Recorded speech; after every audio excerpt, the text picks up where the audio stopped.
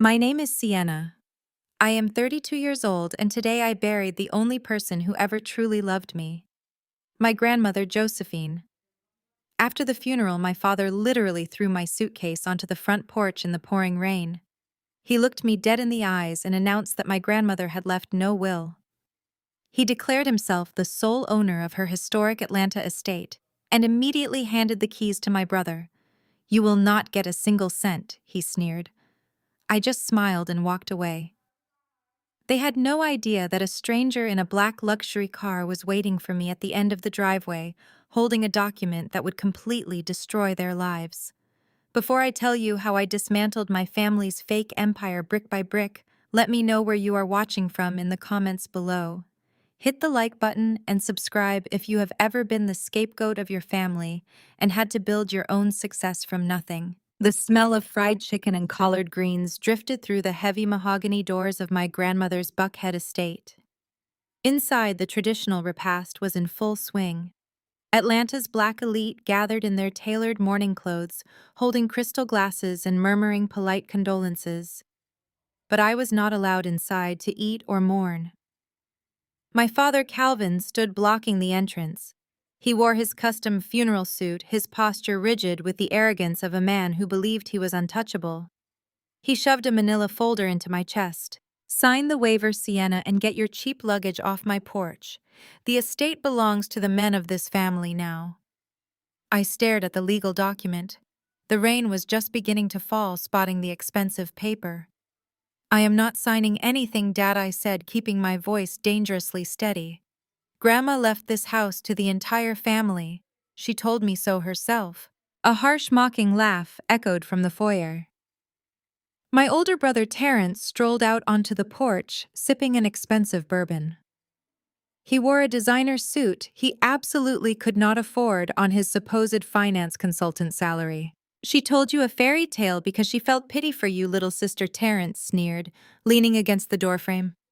"Grandma died intestate, no will, which means everything defaults to Dad as her only living child.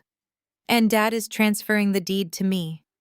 You really thought a 32-year-old single dropout who audits bankrupt restaurants for a living would inherit the crown jewel of Atlanta's historic district? The historical rewrite was so flawless it almost impressed me. I did not just drop out of college. 10 years ago, my father quietly drained my entire college tuition fund to pay off Terrence's fraternity gambling debts.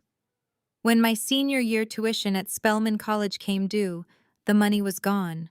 I was forced to leave. The humiliation of standing in the financial aid office being told my accounts were empty still burned in my chest. My parents had chosen to protect my brother's reputation over my future. They immediately spun the narrative to their high society friends, claiming I simply could not handle the academic pressure.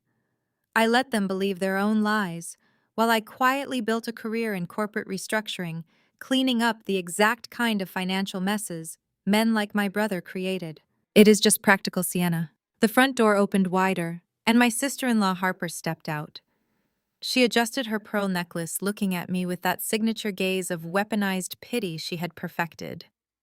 Harper was white, and she ran a lifestyle brand that essentially consisted of exploiting Black aesthetics while contributing absolutely nothing to the community. Her brand sold overpriced sage bundles to wealthy housewives. She loved parading her proximity to Blackness through my brother, yet she looked at me like I was something she had scraped off her shoe.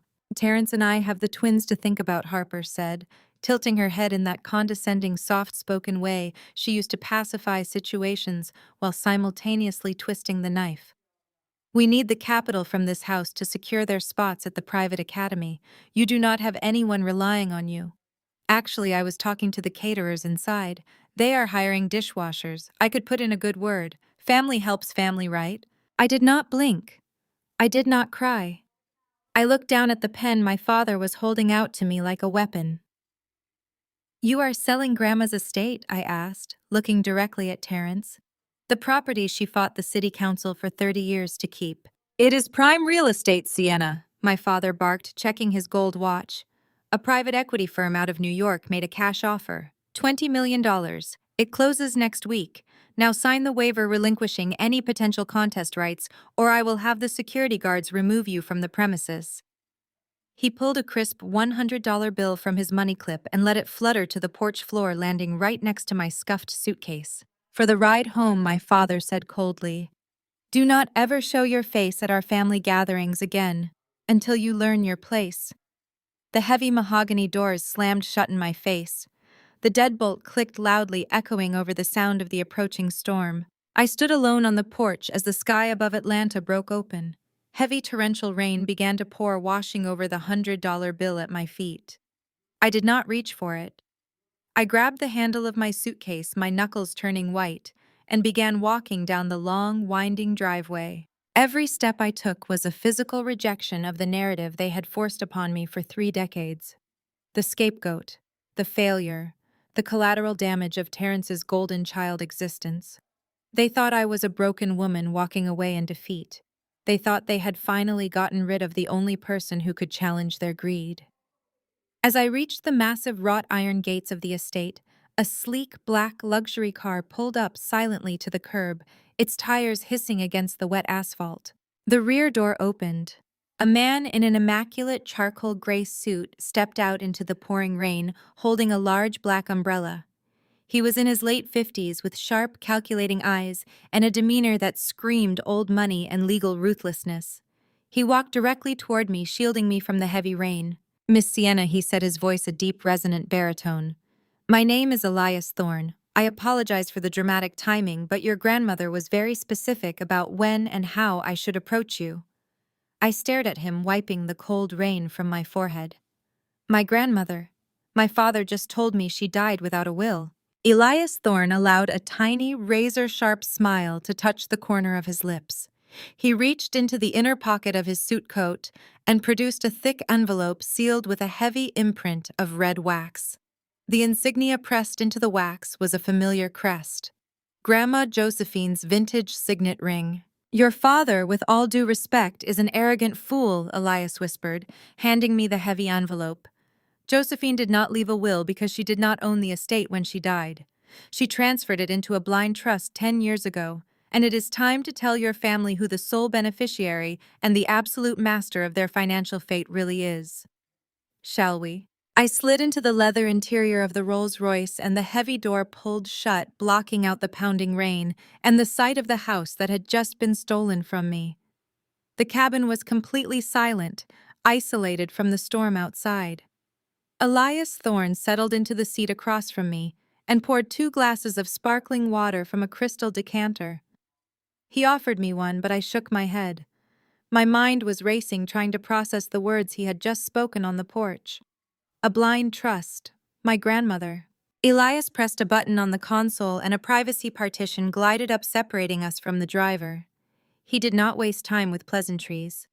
The polished walnut table between us gleamed under the soft ambient lighting of the luxury vehicle. He reached into his leather briefcase and pulled out a small vintage digital recorder. He placed it carefully on the table. "Josephine recorded this for you 6 months ago," Elias said, his voice low and deliberate. "She instructed me to play it for you, only after her funeral, and only if your father attempted to disinherit you. She knew her son better than anyone." He pressed play. A soft hum filled the car, followed by a sharp intake of breath. Then my grandmother's voice, rich and steady, wrapped around me like a warm embrace. "Hello, my sweet Sienna. If you are listening to this, then Calvin has done exactly what I feared. He has chosen his pride and his golden boy over you." Tears pricked the corners of my eyes at the sound of her voice, but I blinked them away. I needed to hear every word. I needed to understand why the woman who had always been my anchor was speaking to me from beyond the grave. "Your father thinks he is a clever man," my grandmother continued. "He thinks because he wears an expensive suit and sits on banking boards that he holds all the power in Atlanta. But I have watched him for years. I watched him drain your college fund to cover Terrence and his foolish debts. I watched him belittle your brilliance while praising your brother's mediocrity. And I knew that the moment I was put into the ground, they would try to take the estate and sell it to the highest bidder to fund their illusions. Her voice grew harder, carrying the steel that had made her a formidable force in high society. I would not allow the legacy my husband and I built to be liquidated by a pair of reckless men. 10 years ago, when you were forced out of Spellman, I made a choice. I quietly transferred the deed of the estate and the majority of my liquid assets into a blind trust. I made sure the paperwork was impenetrable. Calvin has no legal claim to the property. He never did. The estate belongs to the trust. And Sienna, my brilliant, resilient girl, you are the sole beneficiary and the absolute chief executive officer of that trust. The recording clicked off. The silence in the car was deafening. I sat there stunned, staring at the small device. My grandmother had known. She had seen everything I thought I was hiding. The pain of being the family scapegoat, the humiliation of dropping out, the silent struggle to build my life back from nothing. She had seen it all, and she had armed me for this exact moment. Elias leaned forward, steepling his fingers. Your father is currently holding a worthless piece of paper he thinks is a deed, Elias explained. He and Terence are operating under the assumption that they can liquidate the property by next Friday. But their desperation is not just about greed, Sienna. It is about survival. I frowned, wiping a stray drop of rain from my cheek. What do you mean, survival? Terence makes a fortune at his firm. At least that is what his wife Harper brags about on the internet every single day. She is always posting about their perfect affluent lifestyle. Elias let out a dry, humorless chuckle. Terence was quietly let go from his firm 8 months ago for gross negligence. He has been maintaining his extravagant lifestyle on borrowed money. But he did not just borrow from banks. He took high-interest loans from some very dangerous private creditors on Wall Street. Shadow lenders who do not send polite collection letters. Terence owes them $15 million. And the principal is compounding daily. My breath caught in my throat. $15 million. How could Calvin not know about a debt that massive? Oh, Calvin knows, Elias corrected. Your father found out 2 weeks ago when a pair of collection enforcers showed up at his private country club. Calvin is terrified. His entire identity is wrapped up in the illusion of black excellence and generational wealth. If Terence goes down for fraud and unpaid shadow debts, the family name is completely ruined. Calvin will lose his standing, his board seats, and his wealthy friends. So your father is trying to protect his legacy by sacrificing your grandmother's house to save his son. It all made sickening sense now. The rush to evict me right after the repast. The desperate cash offer they kept mentioning on the porch. Harper offering me a job as a dishwasher to establish her dominance while secretly drowning in her husband's catastrophic debt. They were drowning, and they were using my inheritance as their life raft. Elias pulled a thick legal dossier from his briefcase and laid it in front of me. They need liquid cash immediately to pay off the shadow lenders. To get it, they bypassed the traditional real estate market completely. They reached out to an aggressive private equity firm based in New York. A firm known for buying distressed properties in cash with no questions asked. Terence signed the preliminary agreement with them this morning right before the funeral service. He expects the wire transfer to clear next week. I stared at the thick stack of papers, feeling a cold knot form in my stomach. So they are selling it anyway, I said, my voice trembling slightly. Even if the trust owns it, how do we stop the sale if they already signed a binding agreement with a powerful private equity firm? Elias did not answer immediately. Instead, he looked at me with a slow, calculating smile that transformed his entire face. He tapped his index finger against the logo printed on the top of the dossier. Read the name of the firm, Sienna, he instructed softly. I looked down at the embossed gold lettering on the black folder. It read, Vanguard Holdings. The name was so familiar, it made my heart stop beating for a full second. It was the anonymous corporate restructuring firm I had built from the ground up over the last decade. The empire I ran in complete secrecy while auditing bankrupt restaurants as a cover story to keep my family completely in the dark. I looked up at Elias, my mind struggling to bridge the gap between reality and the documents sitting on the table. Vanguard Holdings. Elias said, his voice dropping to a near whisper. Your father and your brother are trying to sell a $30 million estate for pennies to save themselves from total ruin, and they have absolutely no idea that Vanguard Holdings is your hidden company, Sienna. He leaned back against the plush leather seat, the smile never leaving his face. You are not just the rightful owner of the estate, you are their buyer. The next morning, I sat behind the scarred wooden desk of my modest consulting office in Midtown Atlanta. To the outside world, this cramped space with its flickering fluorescent lights and mismatched waiting room chairs was the struggling business of a college dropout. My father and brother loved to mock this office, calling it my little penalty box. They had no idea that the cheap laminate desk hid a secure hardline terminal connected directly to Vanguard Holdings in New York.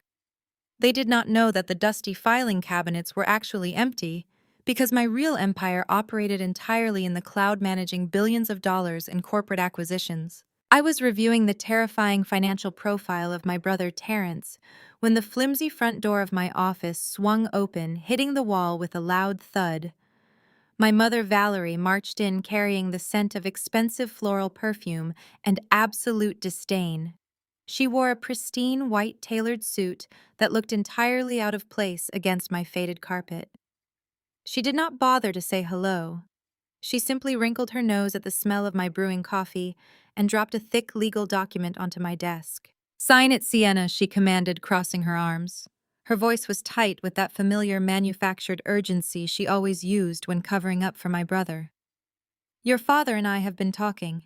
We know you are upset about your grandmother passing, but you made a terrible scene on the porch yesterday. Your brother is trying to handle the estate, and we cannot have you causing delays with your usual emotional outbursts." I looked down at the document. It was a medical waiver and a legal relinquishment form. The header clearly stated that the signer admitted to a history of severe mental instability and freely surrendered any right to contest family estate decisions. My mother was asking me to legally declare myself insane so that my brother could quietly sell my grandmother's legacy to pay off his Wall Street shadow lenders. "You want me to sign away my legal rights by admitting I am mentally incompetent?" I asked, keeping my voice perfectly flat. Valerie let out an exaggerated sigh, rolling her eyes as if I was a toddler throwing a tantrum. "Do not play the victim, Sienna. You have always been unstable.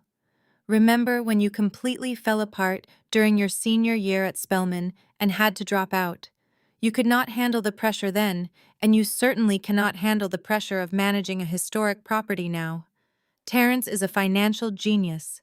He knows what he is doing. Just sign the paper so we can protect the family legacy." The sheer audacity of her historical rewrite was breathtaking. My mother knew exactly why I left college. She knew my father had drained my tuition accounts to save Terrence from his fraternity gambling debts. She had stood in the kitchen 10 years ago and told me that a woman's education was secondary to a man's reputation. Now she was using that exact betrayal to frame me as mentally unfit. I pushed the document back across the desk. My hands were completely steady. "I am not signing this, Mom. Grandma Josephine did not leave a will, because the house does not belong to Dad." Valerie slammed her hands on my desk, making my cheap coffee mug rattle. "You listen to me, you ungrateful child," she hissed, her perfect socialite mask slipping to reveal the viciousness beneath. "Terrence is finalizing a $20 million cash sale next week with a massive private equity firm. That money is going to elevate this family to a level of black excellence you cannot even comprehend. You are nothing but an auditor for bankrupt diners. You will not ruin your brother's bright future. If you do not sign this waiver, I will personally make sure every client in Atlanta knows how unstable you are. Your little penalty box business will be finished." She glared at me, waiting for the tears or the submission she had always extracted from me in the past. Instead, I simply picked up my coffee mug, took a slow sip, and looked her dead in the eye. "Have a safe drive back to Buckhead, Mom," I said softly. Valerie scoffed, snatching her designer handbag from the chair. "You have always been a bitter, jealous disappointment," she spat before turning on her heel and marching out of the office. The door slammed shut, leaving me alone in the quiet room. I did not feel angry. I felt a profound, cold clarity. Valerie wanted a rapid cash sale to elevate the family. I was going to give her exactly what she wanted, but the price of admission was going to be everything she held dear. I reached under the desk and picked up the secure hardline phone. Elias answered on the first ring. My mother just tried to force me to sign a medical waiver admitting mental instability. I said, my voice echoing off the bare walls of my office. She is terrified that I will delay the sale of the estate. Terrence needs that cash immediately to pay off his $15 million shadow debt before those Wall Street creditors come to break his legs. What are your orders, Madam CEO? Elias asked, his deep voice thrumming with anticipation. I pulled up the Vanguard Holdings acquisition protocols on my monitor. Send our best corporate appraiser to the estate within the hour. Tell the appraiser to bypass the $20 million offer and present Terrence with a revised purchase agreement for $25 million. $25 million, Elias repeated, clearly surprised. You are increasing the offer. Yes, I said, leaning back in my chair. I want to trigger Terrence's greed so completely that he stops thinking rationally. Tell him Vanguard is willing to expedite the funds and wire the entire $25 million in 48 hours. But there is a catch. I smiled, staring at the blank medical waiver my mother had left on my desk. Tell Terrence that because Vanguard is bypassing the standard probate period, we require collateral to secure the rapid payout.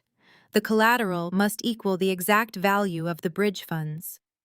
Tell him we require the deed to Calvin and Valerie's primary Buckhead mansion as a temporary security deposit until the estate paperwork fully clears. It was the perfect trap. Terrence was desperate for the money to save his own life, and a $25 million payout would blind him to any risks. He would look at his parents' mansion not as a family home, but as a disposable bargaining chip. It will be done immediately, Elias said. 2 hours later, I sat watching the live feed from the hidden camera Elias had instructed our appraiser to wear. The video showed Terrence standing in the grand foyer of our grandmother's estate, sweating profusely despite the air conditioning. The appraiser handed him the sleek Vanguard Holdings folder containing the preliminary $25 million agreement. Terrence's eyes went wide as he saw the number. He practically ripped the gold-plated pen from the appraiser's hand. He did not even glance at the collateral clause on the second page. He did not read the stipulations detailing the immediate forfeiture of the collateral in the event of title disputes. His hands were shaking with pure, unadulterated greed as he scrawled his signature across the bottom line. He grinned widely, handing the folder back to the appraiser. "Pleasure doing business with Vanguard," he said, wiping the sweat from his forehead. I watched the screen from my cramped, dark office and took another sip of my coffee. Terrence had just unknowingly signed away our parents' sprawling mansion. He thought he had just outsmarted a faceless corporate titan to save himself from prison. He had absolutely no idea that he had just handed the keys to his parents' kingdom directly to the sister he despised. Terrence had just unknowingly signed away his parents' mansion to me, but my family was not quite finished trying to put me in my place. The very next morning, my mother Valerie called my cell phone. She did not ask how I was doing. She demanded that I attend Harper's annual charity gala that evening at the Grand Buckhead Hotel. She insisted that it was a mandatory family appearance to project a united front before the sale of my grandmother's estate closed. She said the buyers would be watching, and we needed to look perfectly cohesive. I knew exactly what it really was. It was a public execution of my pride designed to remind me of my lowly status in the family hierarchy before they took their millions and left me behind. I arrived at the hotel ballroom wearing a simple but elegant black dress. The room was a dazzling display of Atlanta high society. There were towering floral arrangements dripping with white orchids, and the air was thick with the scent of expensive perfume and the sound of clinking crystal. I had barely stepped past the velvet ropes when Valerie intercepted me. Her eyes scanned my outfit with blatant disgust. She did not bother to greet me. She just grabbed my arm and marched me away from the center of the room where the family table was located. She told me there was no room for me at the main table because Harper had to seat her important sponsors. She led me to the far back corner of the ballroom, right next to the swinging kitchen doors, and pulled out a chair. It was the table reserved for the catering staff and the coat check attendants. Valerie told me to stay put and not embarrass them. I sat down at the catering table. The servers looked at me with a mixture of confusion and pity. They knew who I was, and they knew what my mother had just done. But I did not feel humiliated. I felt a profound sense of peace. I took a sip of my water and watched the ballroom. I watched my family playing their desperate parts. They looked like kings and queens, but I knew they were nothing but hostages to their own greed. About an hour into the event, Harper floated over to my table in a glittering gold gown. Her blonde hair was perfectly styled, and she carried a glass of champagne. She had a group of wealthy socialite friends trailing behind her like a royal court. Harper offered me a tight, condescending smile and reached out to touch my natural hair without asking. She patted my curls and told her friends in a loud voice how brave I was to wear my hair so unkempt and natural at a formal event. She sighed dramatically and announced that I was currently struggling to find my way in the world. She offered to let me shadow her event coordinator for a few weeks so I could learn some ambition and work ethic. She used me as a prop to make herself look benevolent and charitable to her rich friends. I just smiled politely and thanked her for her deep concern. I watched as Harper glided away to fawn over a tall, older man standing near the silent auction tables. His name was Marcus Sterling. He was a notorious Atlanta philanthropist and a major player in commercial manufacturing. More importantly, he was Harper's biggest whale. The entire gala had been built around the expectation that Marcus was going to write a $2 million check for Harper's Foundation tonight. I knew Marcus very well. 2 years ago, my firm Vanguard Holdings had aggressively restructured his entire supply chain, saving his company from bankruptcy. He just did not know my face because I handled all my executive operations through my proxies. I stood up from the catering table and casually strolled over to where Marcus was standing alone, examining a glossy brochure for Harper's lifestyle charity. I stood next to him and pretended to admire the brochure. I spoke softly, telling him it was a beautifully designed pamphlet, but it was a shame about the tax structure. Marcus frowned and asked me what I meant. I introduced myself simply as a financial auditor and asked him to look at the fine print on the back page. I broke down the financial fraud of Harper's charity in plain, simple language. I pointed out the glaring discrepancy in the organizational structure. I explained that Harper's lifestyle brand was registered as a for-profit subsidiary nested directly under the nonprofit umbrella. I recited the exact federal tax codes showing that any major donation, specifically anything over $50,000, would essentially bypass the charitable programs entirely. Instead, the money would be legally funneled directly into Harper's personal company accounts to cover her massive operational losses. She was using the charity as a tax-free slush fund to save her failing business. Marcus was a brilliant businessman. He did not need a spreadsheet to see the truth. It only took him 30 seconds of reading the fine print I pointed out to verify the math. His jaw tightened and his eyes grew cold. Just as Marcus realized he was being scammed, Harper came rushing back over. She was practically vibrating with excitement, accompanied by a photographer and holding a giant ceremonial check for $2 million. She handed Marcus a pen and asked him to do the honors for the cameras. Marcus looked at the giant check and then looked at Harper with pure, unadulterated disgust. He dropped the pen on the floor. He told her in a voice loud enough for the entire silent auction area to hear that he was not in the business of funding fraudulent lifestyle brands or covering the debts of incompetent women. He tore his actual pledge card in half, dropped the pieces on the glossy brochure, and walked out of the ballroom without looking back. Harper completely lost her mind. The social destruction of her brand happened in real time in front of the local society photographers. Her face went pale and then flushed a deep, angry red. The carefully crafted mask of the sweet philanthropist shattered. She began screaming hysterically.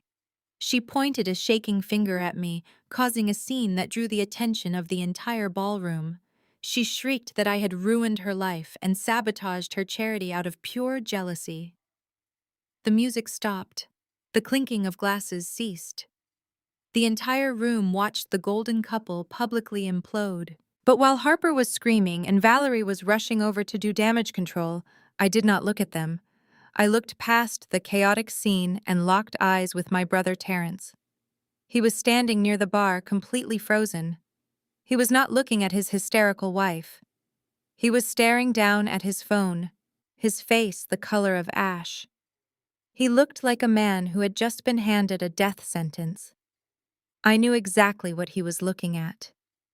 The screen was lit up with a single text message from the violent shadow lenders he owed $15 million to. Time is up. I walked out of the Grand Buckhead Hotel while Harper was still screaming my name, her hysterical accusations echoing off the marble walls of the lobby. The valet brought my car, and I drove into the Atlanta night feeling the kind of deep, profound peace that only comes when the truth finally breaches the surface. But I knew the game was far from over. Terrence had received his final warning. A man drowning in $15 million of shadow debt does not just quietly accept his fate.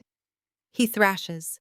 He pulls whoever is closest down with him. The Vanguard Holdings wire transfer for the estate was scheduled to clear in 48 hours, but Terrence did not have 2 days. The text message he received at the gala meant the creditors were breathing down his neck, ready to exact physical payment. He needed immediate liquid cash to buy himself one more day of breathing room while he waited for the massive estate payout. So he did what golden children always do when they back themselves into a corner. He stole from the parents who worshipped him. I found out later exactly how he executed his desperate maneuver. Terrence had always managed Calvin and Valerie's personal portfolios. It was a point of immense pride for my father to boast about his son, the financial wizard growing the family wealth. Panic makes people sloppy. Terrence used his administrative access to bypass the security protocols on their primary retirement accounts. He quietly siphoned exactly $500,000, transferring it through a series of shell companies before wiring it directly to his creditors. But Terrence was not just a thief. He was a coward. He knew Calvin checked those balances obsessively. He knew the missing money would be noticed by morning. He needed a scapegoat, and in our family that role had only ever belonged to one person. My phone rang at noon the next day. It was my father, his voice tight and trembling with a rage I had not heard since the day he kicked me out of college. He demanded I come to the Buckhead mansion immediately, claiming there was an issue with the Vanguard Holdings collateral agreement that required my signature. I knew it was a trap, but I drove to the estate anyway, my tablet resting on the passenger seat. I walked through the heavy mahogany doors and found my family waiting in the formal living room. Calvin was pacing in front of the fireplace, his face flushed a dangerous shade of crimson. Valerie sat on the velvet sofa, clutching a tissue to her chest, looking like a martyred saint. Terrence stood safely behind them, wearing a mask of solemn disappointment, perfectly hiding the desperate panic sweating out of his pores. Before I could even take off my coat, Calvin crossed the room and threw a crumpled stack of papers directly at my chest. They fluttered to the hardwood floor, scattering across the expensive Persian rug. "You are a thief!" Calvin roared, his voice shaking the crystal chandelier above us. "I always knew you were a bitter, jealous failure, Sienna. But I never thought you would stoop to robbing your own flesh and blood." I looked down at the papers. They were printed bank statements and wire transfer receipts. "I do not know what you are talking about, Dad," I said, keeping my voice perfectly level. "Do not play stupid," Valerie hissed, standing up. $500,000 is gone from our retirement accounts. Terrence was doing a routine audit this morning and caught the unauthorized wire transfer. And do you know where he found the physical confirmation receipts? Terrence stepped forward, his eyes wide with fake sorrow. "I am so sorry, Sienna," he said, his voice dripping with faux pity. "But I found them hidden under the floorboards in your old childhood bedroom. I was up there looking for some old tax files and noticed the loose board." "Why would you do this? We are your family." The sheer audacity of the setup was almost poetic. Terrence had sneaked into the one room in the house that had been treated like a dusty storage closet for 10 years and planted forged documents to frame me. He was betting everything on Calvin and Valerie's absolute blind faith in him and their deeply ingrained desire to see me as the villain. "I am calling the police," Calvin spat, pulling his phone from his pocket. "You are going to prison, Sienna. I will press maximum charges. I will watch them lock you away for wire fraud and grand larceny. You stole from us to fund that pathetic little penalty box consulting firm of yours, did not you?" I did not panic. I did not cry or beg or plead for them to believe me. I had spent a decade restructuring the digital footprints of multinational corporations. A sloppy domestic wire transfer executed by a panicked amateur was child's play. I calmly reached into my bag and pulled out my tablet. "You can call the police, Dad," I said, tapping the screen to wake it up. "In fact, I highly encourage it. But before you dial, let me show you exactly what the federal authorities are going to find when they subpoena those bank records." I pulled up the deep dive trace I had authorized my Vanguard analyst to run the moment the $500,000 moved. When you own the acquiring firm, you have access to a lot of proprietary financial tracking software. I turned the tablet around and held it up for Calvin to see. "Look at the routing data, Dad," I instructed, my voice cutting through the heavy silence of the room like a scalpel. "This is the digital footprint of the transfer. It was not executed from my office. It was not executed from a public server. Look at the originating Internet Protocol address. Look at the terminal identification code." Calvin squinted at the screen, his breathing heavy. "That address belongs to a private, secure network." I continued, stepping closer to him. "Specifically, it belongs to the executive suite of a boutique finance firm in downtown Atlanta. A firm that Terrence was quietly fired from 8 months ago, but where he still apparently retains backdoor access. The transfer was initiated from Terrence's personal secure login." Terrence went completely rigid. The color drained out of his face, leaving him looking like a terrified ghost. Valerie gasped, pressing her hand to her mouth. "He stole your retirement fund to pay an installment on a $15 million shadow debt he owes to Wall Street loan sharks," I said, locking eyes with my brother. "And he planted those forged papers in my old room because he knew you would rather believe I am a criminal than admit your golden boy is a fraud." The room went dead silent. The evidence was irrefutable. It was right there on the glowing screen, staring my father in the face. All he had to do was accept the truth. But the human mind is a terrifying thing when it is forced to confront the destruction of its own illusions. Calvin stared at the tracking data. He looked at Terrence, who was now visibly shaking and sweating through his designer shirt. Then Calvin looked back at me, and his face twisted into a mask of pure, absolute denial. "This is a fake," Calvin growled, slapping the tablet out of my hand. It hit the floor with a loud crack, the screen splintering into a web of broken glass. "You fabricated this," he yelled, pointing a shaking finger at my face. "You hacked into his network to frame him. You created this fake digital nonsense to cover your tracks because you are a jealous, vindictive thief. Terrence would never steal from us. He is a good son." I stared at my father, completely stunned by the magnitude of his delusion. He was choosing the lie. He was actively choosing the very son who was currently robbing him blind over the daughter handing him the truth. Calvin stood chest-heaving, staring at the shattered glass of my tablet on the Persian rug. He refused to look at me. The silence in the room was absolute until Valerie let out a sharp breath. "She is sick," Valerie whispered, clinging to Terrence's arm. "She is completely delusional, trying to tear this family apart just because she failed at her own life." Terrence nodded, playing the wounded saint perfectly. "I cannot believe you would go this far, Sienna," he said, his voice shaking with manufactured grief. "Hacking into my old firm to create fake terminal logs just to ruin me. You need serious psychiatric help." Calvin stepped over the broken tablet. His eyes were cold, void of any paternal warmth. "You are a danger to this family," he said, his voice dropping to a dangerous, unyielding register. "You are a liability to the Wilson name. I will not allow your petty jealousy to sabotage your brother's future or our reputation in this city." He walked over to the heavy mahogany side table and pulled a pristine leather folder from the top drawer. He marched back over and threw it onto the coffee table right next to the wreckage of my device. "I had my lawyer draft this weeks ago when you first started showing signs of instability," Calvin stated, crossing his arms over his tailored suit. "It is a complete severance agreement. You will relinquish all biological ties to this family. You will forfeit any future claims to the Wilson name, the estate, or any assets associated with us.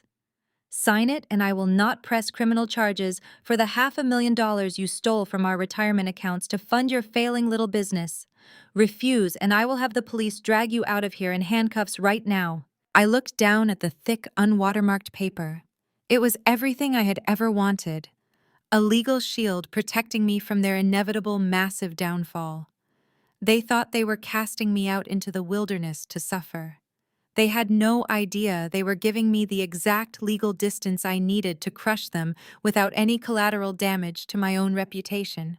I reached into my purse, pulled out my own pen, and signed my name on the dotted line without a single second of hesitation. Calvin looked momentarily thrown by my eagerness, but he quickly masked his surprise with a sneer. "Good," he muttered, snatching the paper back and examining my signature. "Now get out of my house before I change my mind about calling the authorities." But Terrence was not finished. The panic was still simmering right behind his eyes. The $500,000 he had embezzled from his parents was only a drop in the bucket against a $15 million shadow debt. He needed more cash, and he needed it before Vanguard officially closed on the estate. The clock was ticking, and his creditors were not known for their patience. "Dad, wait," Terrence said, stepping forward, his hands still trembling slightly. "The retirement accounts are frozen now because of Sienna's little stunt. I need to secure the capital for the estate's tax liabilities before the Vanguard sale goes through. I spoke to the Vanguard representative Elias Thorne earlier today. He offered us a bridge loan to cover the gap." Calvin puffed out his chest, completely pacified by his son's supposed financial acumen. "A bridge loan?" he asked, rubbing his chin. "How much?" $5 million. Terrence lied smoothly, not blinking an eye. "It will cover the missing retirement funds, pay the property taxes, and leave us a comfortable cushion until the $25 million clears on Friday. It is a standard corporate maneuver, Dad." I stood near the doorway, silent and watchful. A $5 million bridge loan. Terrence was trying to extract enough cash to hold off his creditors for another 48 hours so he could figure out a way to steal the rest from the final sale. He pulled out his phone and dialed the number for Vanguard Holdings, putting it on speakerphone so his father could hear his brilliance at work. Elias answered on the second ring, his resonant baritone filling the formal living room. "Mr. Wilson," Elias said smoothly, his tone betraying absolutely nothing. "I assume you are calling about the bridge capital we discussed earlier today." "Yes," Terrence replied, puffing out his chest for our father's benefit. "We are ready to proceed with the $5 million advance. Send the paperwork over immediately." My phone vibrated in my pocket. It was a secure automated message from Elias's terminal requiring my secondary authorization to release the funds. I slid my hand into my pocket, unlocking the screen with my thumbprint without ever breaking eye contact with my family. I blindly tapped the approve button while my parents watched Terrence with absolute blind adoration. Within seconds, a notification chimed loudly on Terrence's phone. "The contract is in your inbox, Mr. Wilson," Elias said over the speaker. "Standard terms for expedited capital. Please review and sign digitally. The funds will be available in your account within the hour." Terrence did not read the contract. He did not scroll past the first page. He was too desperate, too arrogant, and too eager to prove his worth to his father. He rapidly typed his digital signature and hit submit with a triumphant grin. I watched him do it, and it took every ounce of self-control I possessed not to smile in the middle of their perfect, pristine living room. Terrence had just signed a completely unredacted default agreement. He was so blinded by the instant $5 million that he completely missed the cross-collateralization clause buried on page 12. The clause was explicitly clear and utterly ruthless. In exchange for the immediate unvetted bridge loan, any default or breach of contract would allow Vanguard Holdings to bypass the courts and immediately seize all associated family assets. It did not just put the Buckhead mansion on the line. Terrence had just legally tied Harper's fraudulent lifestyle brand and Calvin's entire corporate pension directly to Vanguard Holdings. If Terrence failed to deliver the estate free and clear, Vanguard owned everything they touched. Terrence smiled at our parents, pocketing his phone like a conquering hero. "The money is secured, Dad," he announced proudly, clapping our father on the shoulder. "We are perfectly safe." I turned around and walked out the front door into the bright Atlanta afternoon. They were not safe. They had just handed me the deed to their entire lives, and time was ticking down. The $5 million hit Terrence's account less than an hour after I walked out of that house. Any rational human being carrying $15 million in violent shadow debt would have immediately wired every single cent to their creditors, begging for mercy and a payment plan. But Terrence was not rational. He was a golden child, drunk on his own unearned arrogance and poisoned by his wife's endless greed. He needed to prove to his wealthy friends, to our parents, and most of all to me, that he was utterly untouchable. Instead of paying his debts, he diverted $2 million of the Vanguard bridge loan to purchase a 90-foot luxury Sunseeker yacht docked at the Lake Lanier Marina. He bought it outright in cash, under a fresh shell company, thinking he could outsmart a global financial institution. He believed he could parade his wealth for the weekend and figure out the rest of the money on Monday. Harper was absolutely ecstatic. The silent auction disaster had humiliated her, and she desperately needed a public relations victory to scrub the stain from her brand. She needed the world to see that the golden couple was not just surviving but thriving beyond comprehension. The very next afternoon, my phone buzzed with an alert. Harper had gone live on her lifestyle brand's social media account. I sat in the quiet cool of my office and watched the broadcast on my monitor. She was standing on the gleaming teak deck of the massive yacht holding a crystal flute of expensive champagne. The wind was blowing through her perfectly styled blonde hair, and she was wearing a sheer designer silk cover-up. Terrence was in the background laughing with a group of local Atlanta influencers they had invited to celebrate their spontaneous new acquisition. Harper looked directly into the camera lens and smiled her most venomous, practiced smile. She told her thousands of live viewers that they were celebrating true Black excellence today.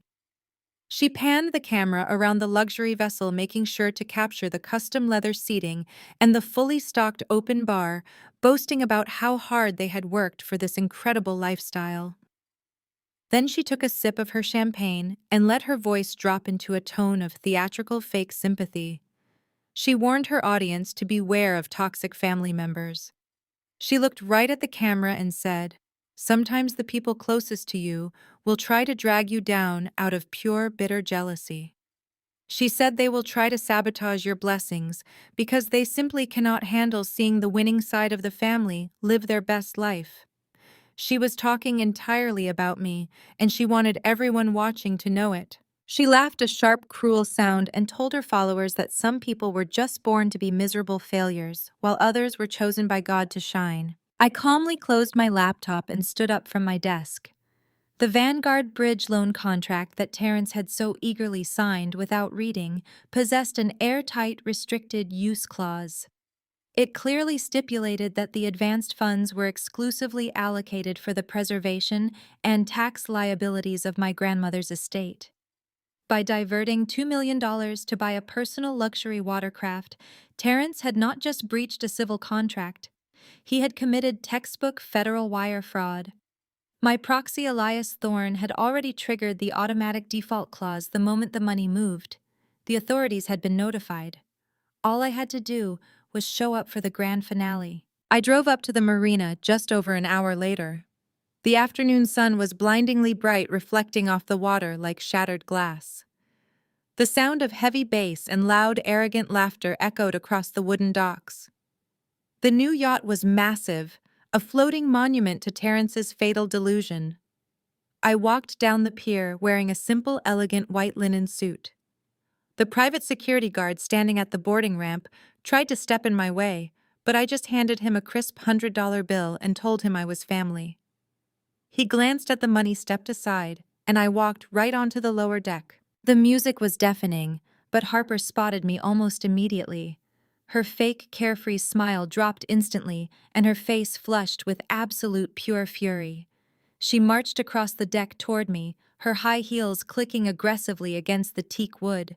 She was still holding her phone high with the live stream actively running to her thousands of followers. She demanded to know what I was doing there and how I had gotten past their security. She angled her phone to capture my face, telling her live audience that the jealous, unstable sister had actually shown up to ruin their private celebration out of pure obsession. She started yelling over the loud music, calling for the marina security to come and physically remove me from her property. She shrieked that I was trespassing on a multi-million-dollar private vessel and that I belonged back in the gutter where I came from. I did not yell back. I did not flinch. I simply ignored her. Screaming, walked over to the catered bar on the deck, picked up a fresh glass of champagne, and took a slow, deliberate sip. I looked at Harper over the rim of the crystal glass and smiled softly. I told her it was a beautifully designed boat, but the teak wood decking looked like it was going to be very difficult to maintain, while the vessel was sitting completely dry in a federal impound lot. Harper laughed loudly and harshly, calling me completely insane. She told her live audience that my bitter jealousy had finally driven me out of my mind, and that I was having a psychiatric break right there on her boat. But her mocking laughter was suddenly cut short by a sound echoing sharply across the open water. It was the loud, piercing wail of approaching sirens. Two heavily armored Coast Guard vessels were speeding directly toward the yacht from the lake, their blue and red emergency lights flashing brilliantly against the afternoon sun. At the exact same moment, a convoy of unmarked black suburban vehicles screeched to a halt at the top of the marina pier. Federal banking authorities and uniformed United States Marshals poured out of the vehicles and began marching down the wooden dock in a rigid, synchronized line. Harper froze completely, her arms still suspended in the air, broadcasting the scene to thousands of highly confused followers. Terrence dropped his drink, the glass shattering violently against the expensive wooden deck. The party music was abruptly cut off by a Coast Guard officer speaking through a megaphone, commanding everyone to power down the vessel immediately and prepare to be boarded by federal agents. The marshals stepped onto the yacht, their heavy boots thudding against the deck, and marched straight toward Terrence. The lead agent held up a clipboard with a federal seizure warrant attached. He announced in a loud, uncompromising voice that the $5 million wire transfer used to purchase the vessel had been flagged for massive commercial fraud. He stated clearly for everyone to hear that Terrence Wilson had violated federal banking laws by embezzling restricted estate capital for personal luxury assets. The agent then looked directly into Harper's live stream camera and declared that the yacht, along with all cross-collateralized family assets, including Harper's entire business accounts and Calvin's corporate pension, were now officially frozen and seized by Vanguard Holdings. Harper dropped her phone. It hit the deck with a loud clatter, but the lens kept recording the absolute live destruction of their carefully curated lives. I took another slow sip of my champagne and watched my golden brother fall entirely to his knees. The bridge loan was gone. The yacht was seized, and his violent shadow creditors were still waiting. I walked off that docked yacht, leaving my brother and his wife surrounded by federal agents. You would think that losing a $5 million asset on a live broadcast would finally teach Terrence humility.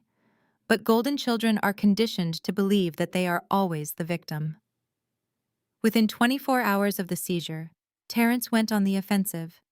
He could not touch Vanguard Holdings because they were a faceless corporate monolith, so he directed all his humiliated rage at the only target he thought he could destroy: me.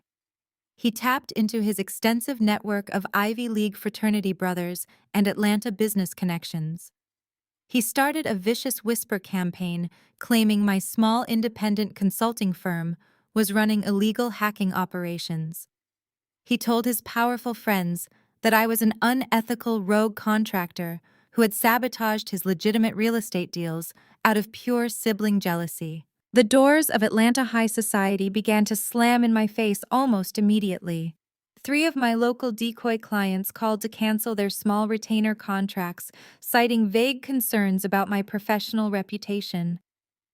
Terrence was using every ounce of his remaining social capital to have me entirely blacklisted from the city's financial sector. He wanted to starve me out. He wanted me crawling back to the family begging for forgiveness and a handout. He had no idea that the small local firm he was so desperately trying to destroy was nothing but a hollow shell, an elaborate decoy I kept around just to maintain the illusion of my mediocrity.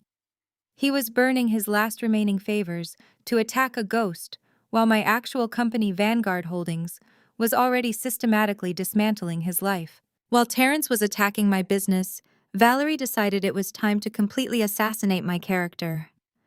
Atlanta high society thrives on reputation, and my mother needed to control the narrative before the whispers about the seized yacht grew too loud.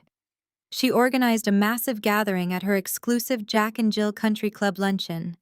It was a room filled with the most wealthy and influential families in the city.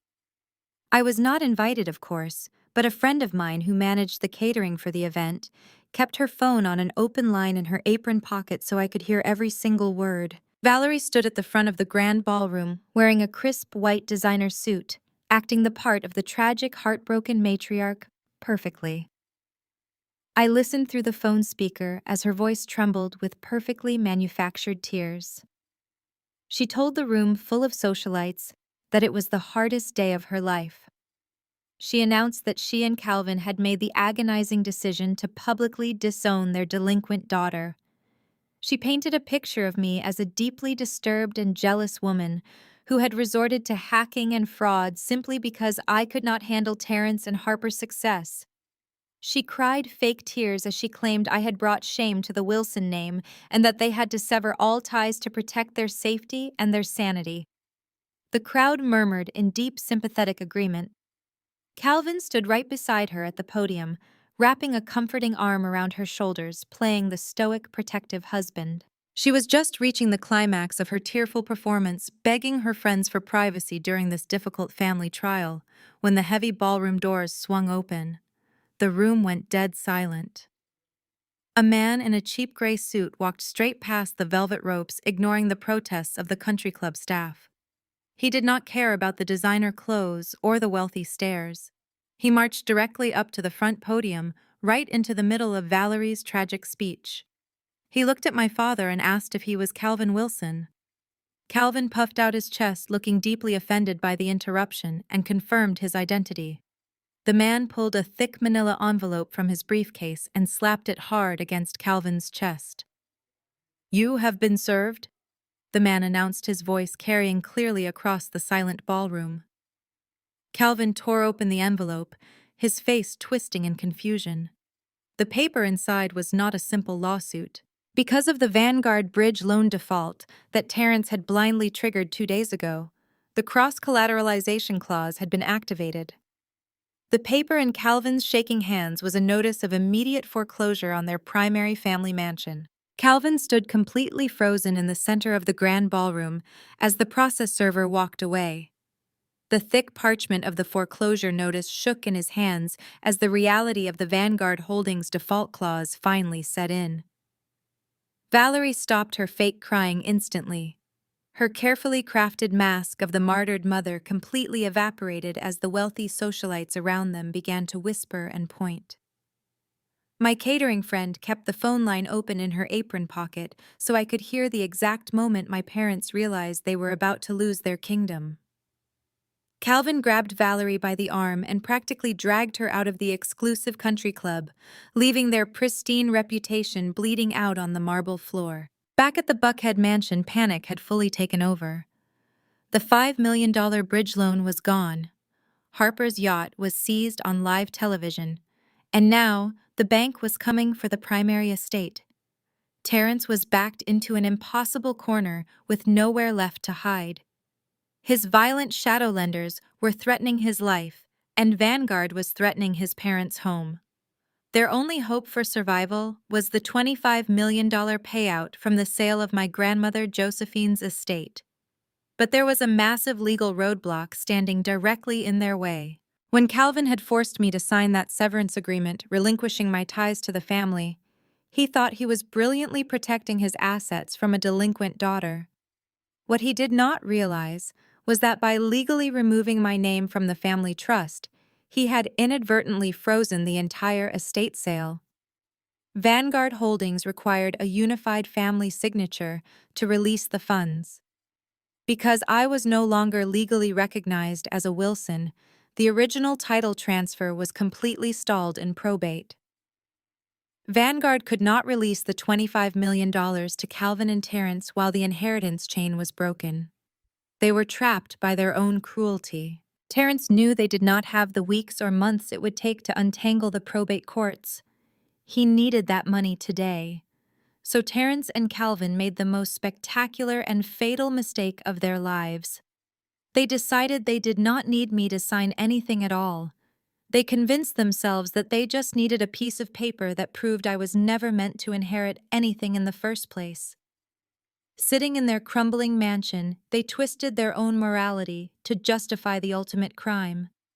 They told each other that grandmother Josephine had always loved Terrence more anyway, and that I did not deserve a dime of the estate after supposedly stealing their retirement funds. My private security team tracked Terrence's movements over the next 48 hours. He drove to a rundown strip mall on the outskirts of Atlanta and walked into the office of a notorious low-level defense attorney who specialized in making problems disappear for the right price. Terrence was not looking for legal advice. He was looking for a ghostwriter.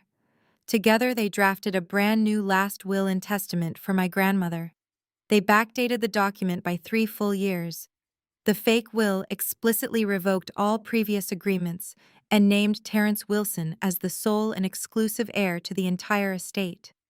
They even forged my grandmother's signature using an old tax return as a tracing template. Terrence thought he was so brilliant. He thought Vanguard Holdings was just another massive faceless corporation that processed paperwork without asking questions.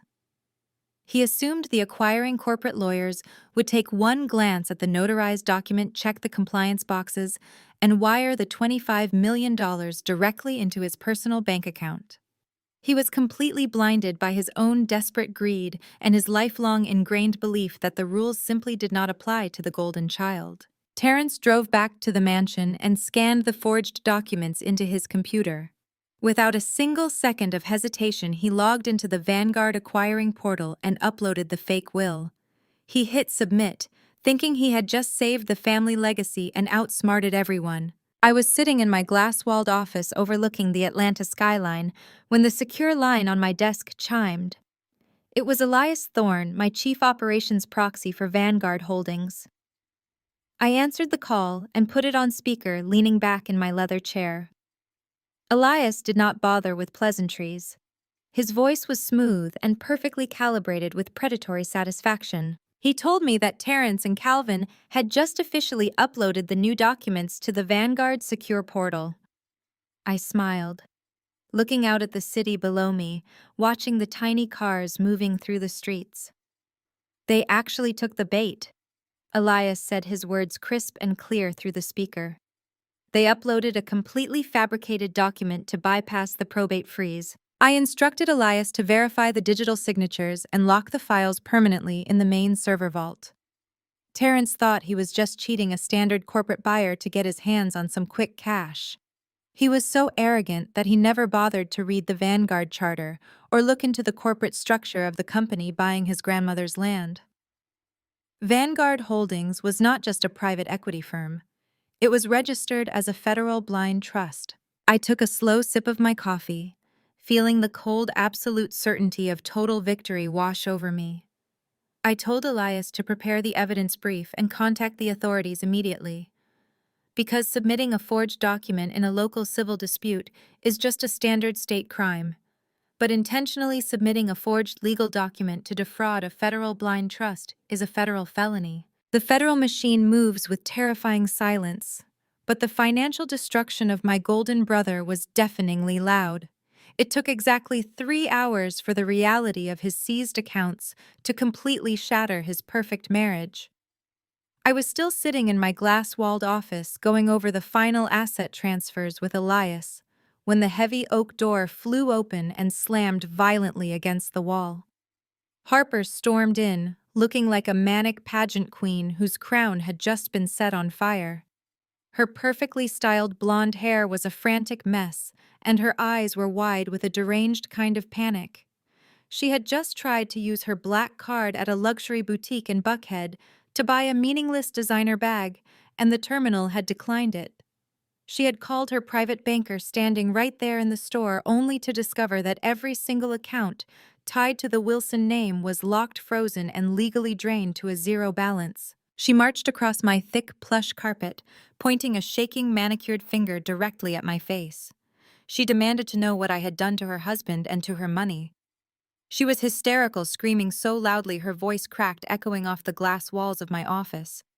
She called me a jealous, bitter witch who had spent my entire miserable life plotting to steal their joy just because I could not find my own. She told me Terrence had come home crying like a terrified child, babbling about forged wills and federal agents and empty accounts, and she knew instantly that I was the one who had backed him into a corner. She blamed me for his stupidity, refusing to accept that her endless greed was the very thing that drove him to commit federal wire fraud in the first place.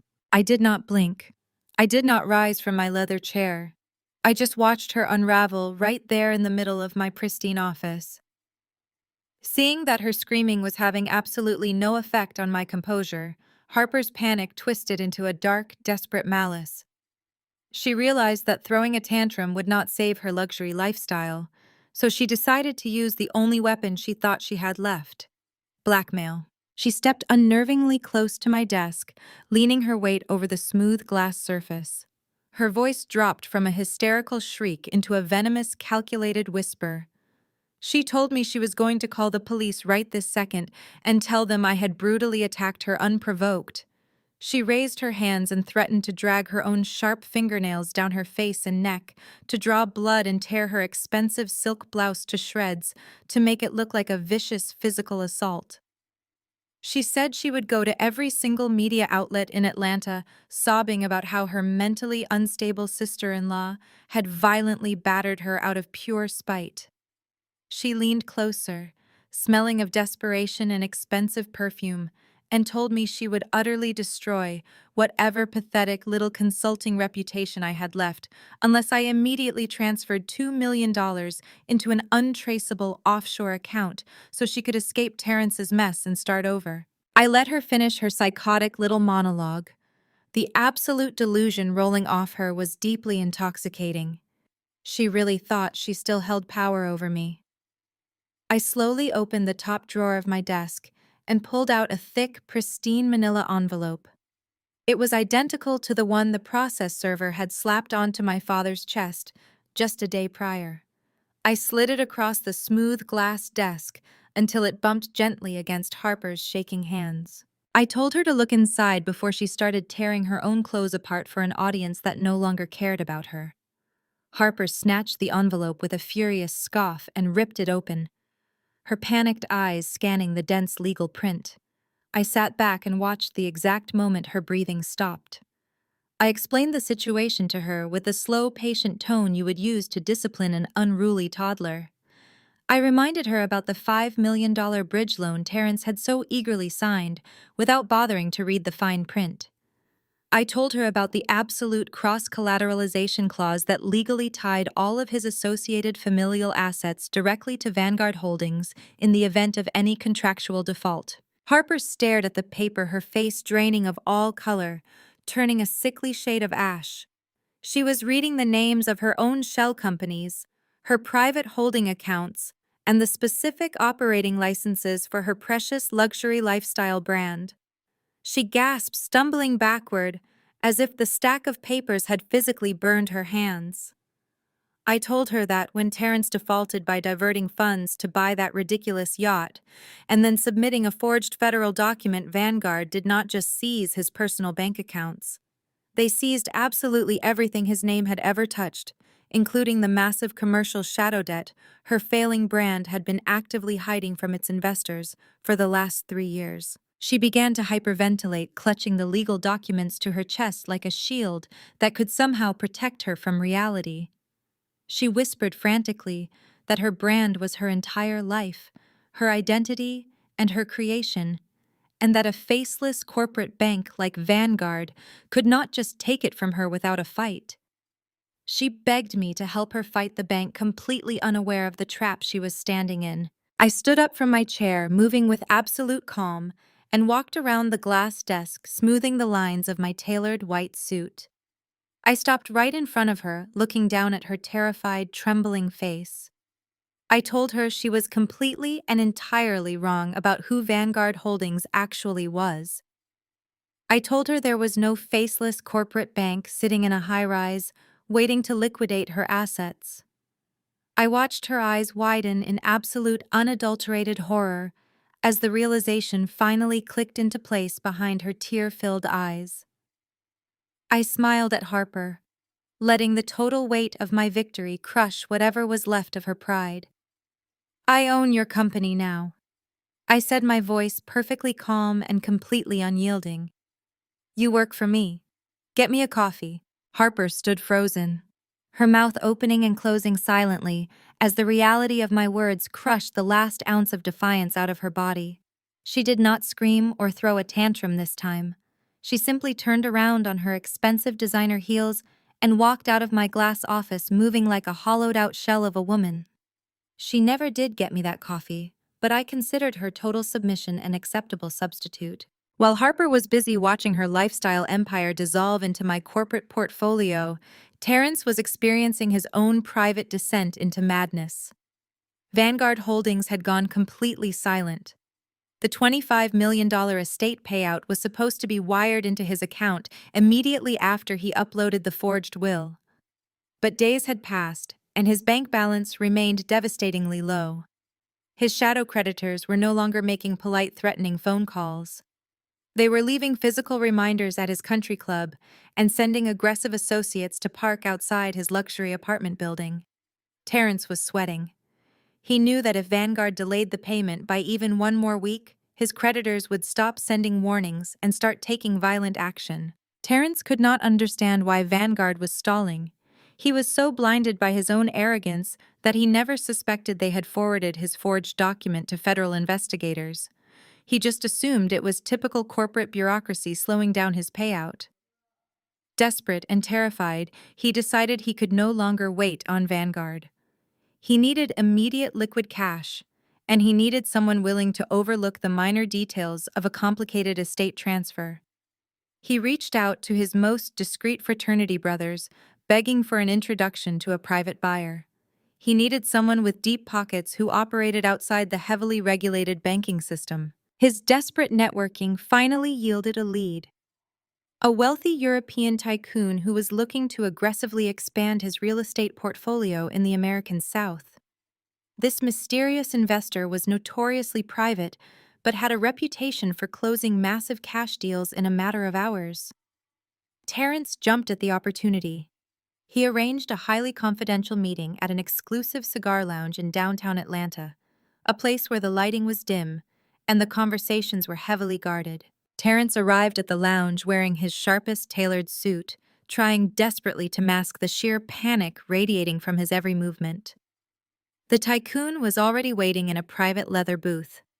He was an older man with a thick silver beard, wearing dark, expensive glasses and a bespoke imported suit. He spoke with a smooth, untraceable European accent and projected an aura of absolute limitless wealth.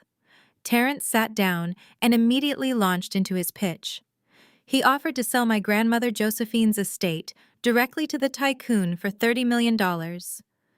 He promised it was a pristine historic property and assured the man that the title was clear, completely omitting the fact that Vanguard Holdings currently held a massive lien against it and that his inheritance claim was entirely forged. The tycoon listened patiently, smoking a hand-rolled cigar. He let Terrence finish his desperate sales pitch before leaning forward across the mahogany table. The tycoon told Terrence that he was perfectly willing to authorize an immediate $30 million wire transfer to solve all of his temporary cash flow problems. Terrence's eyes lit up with unadulterated greed. But the tycoon raised a single finger indicating there was a condition.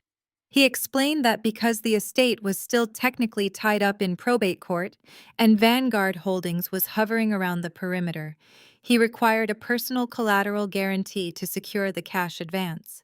The tycoon pulled a sleek black leather folder from his briefcase and slid it across the table. He told Terrence that he needed a secondary asset to hold in escrow just in case the estate transfer encountered any unforeseen legal delays. Terrence explained frantically that his house and cars were already leveraged, but the tycoon waved him off. The man stated he did not want physical property. He wanted Terrence's future. The contract demanded that Terrence sign over his entire partnership equity at his prestigious law firm. It explicitly stated that if the estate sale failed to clear within 30 days, the tycoon would automatically assume total ownership of Terrence's professional earnings, his corporate dividends, and his partnership voting rights for the rest of his natural life. It was a predatory, legally binding document of indentured servitude.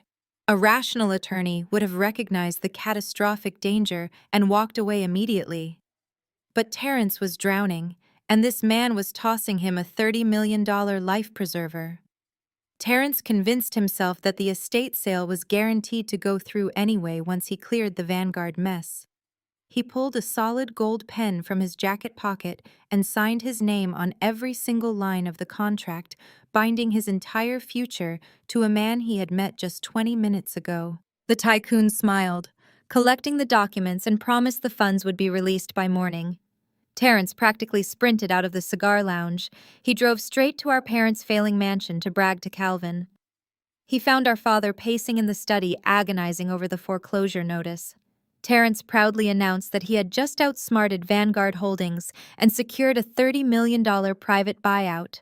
He patted Calvin on the shoulder, boasting about his unmatched business acumen and promising that the family legacy was completely saved. Calvin looked at his golden son with tears of pride in his eyes, believing that Terrence had just rescued them all from complete ruin. Back at the downtown cigar lounge, the European tycoon finished his drink and quietly excused himself to the private restroom.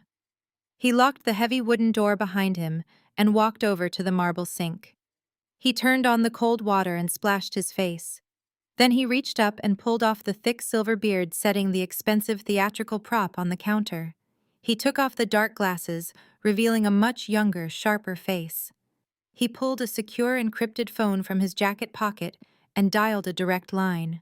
I was still at my desk when the call came through. I answered, and the man on the other end dropped the fake European accent completely.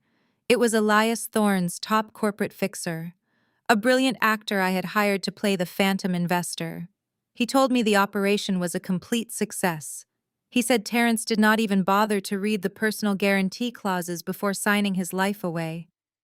I smiled, looking down at the digital copy of the contract that had just been transmitted to my secure server.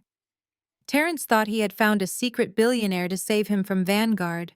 He had no idea he had just legally signed himself into permanent indentured servitude to me. Valerie had always possessed a terrifying talent for willful blindness.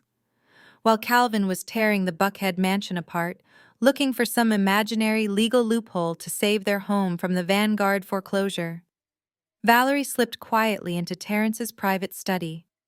She was desperately searching for any financial documents that might prove her son still had money stashed away to save them. Instead, she found his wastebasket.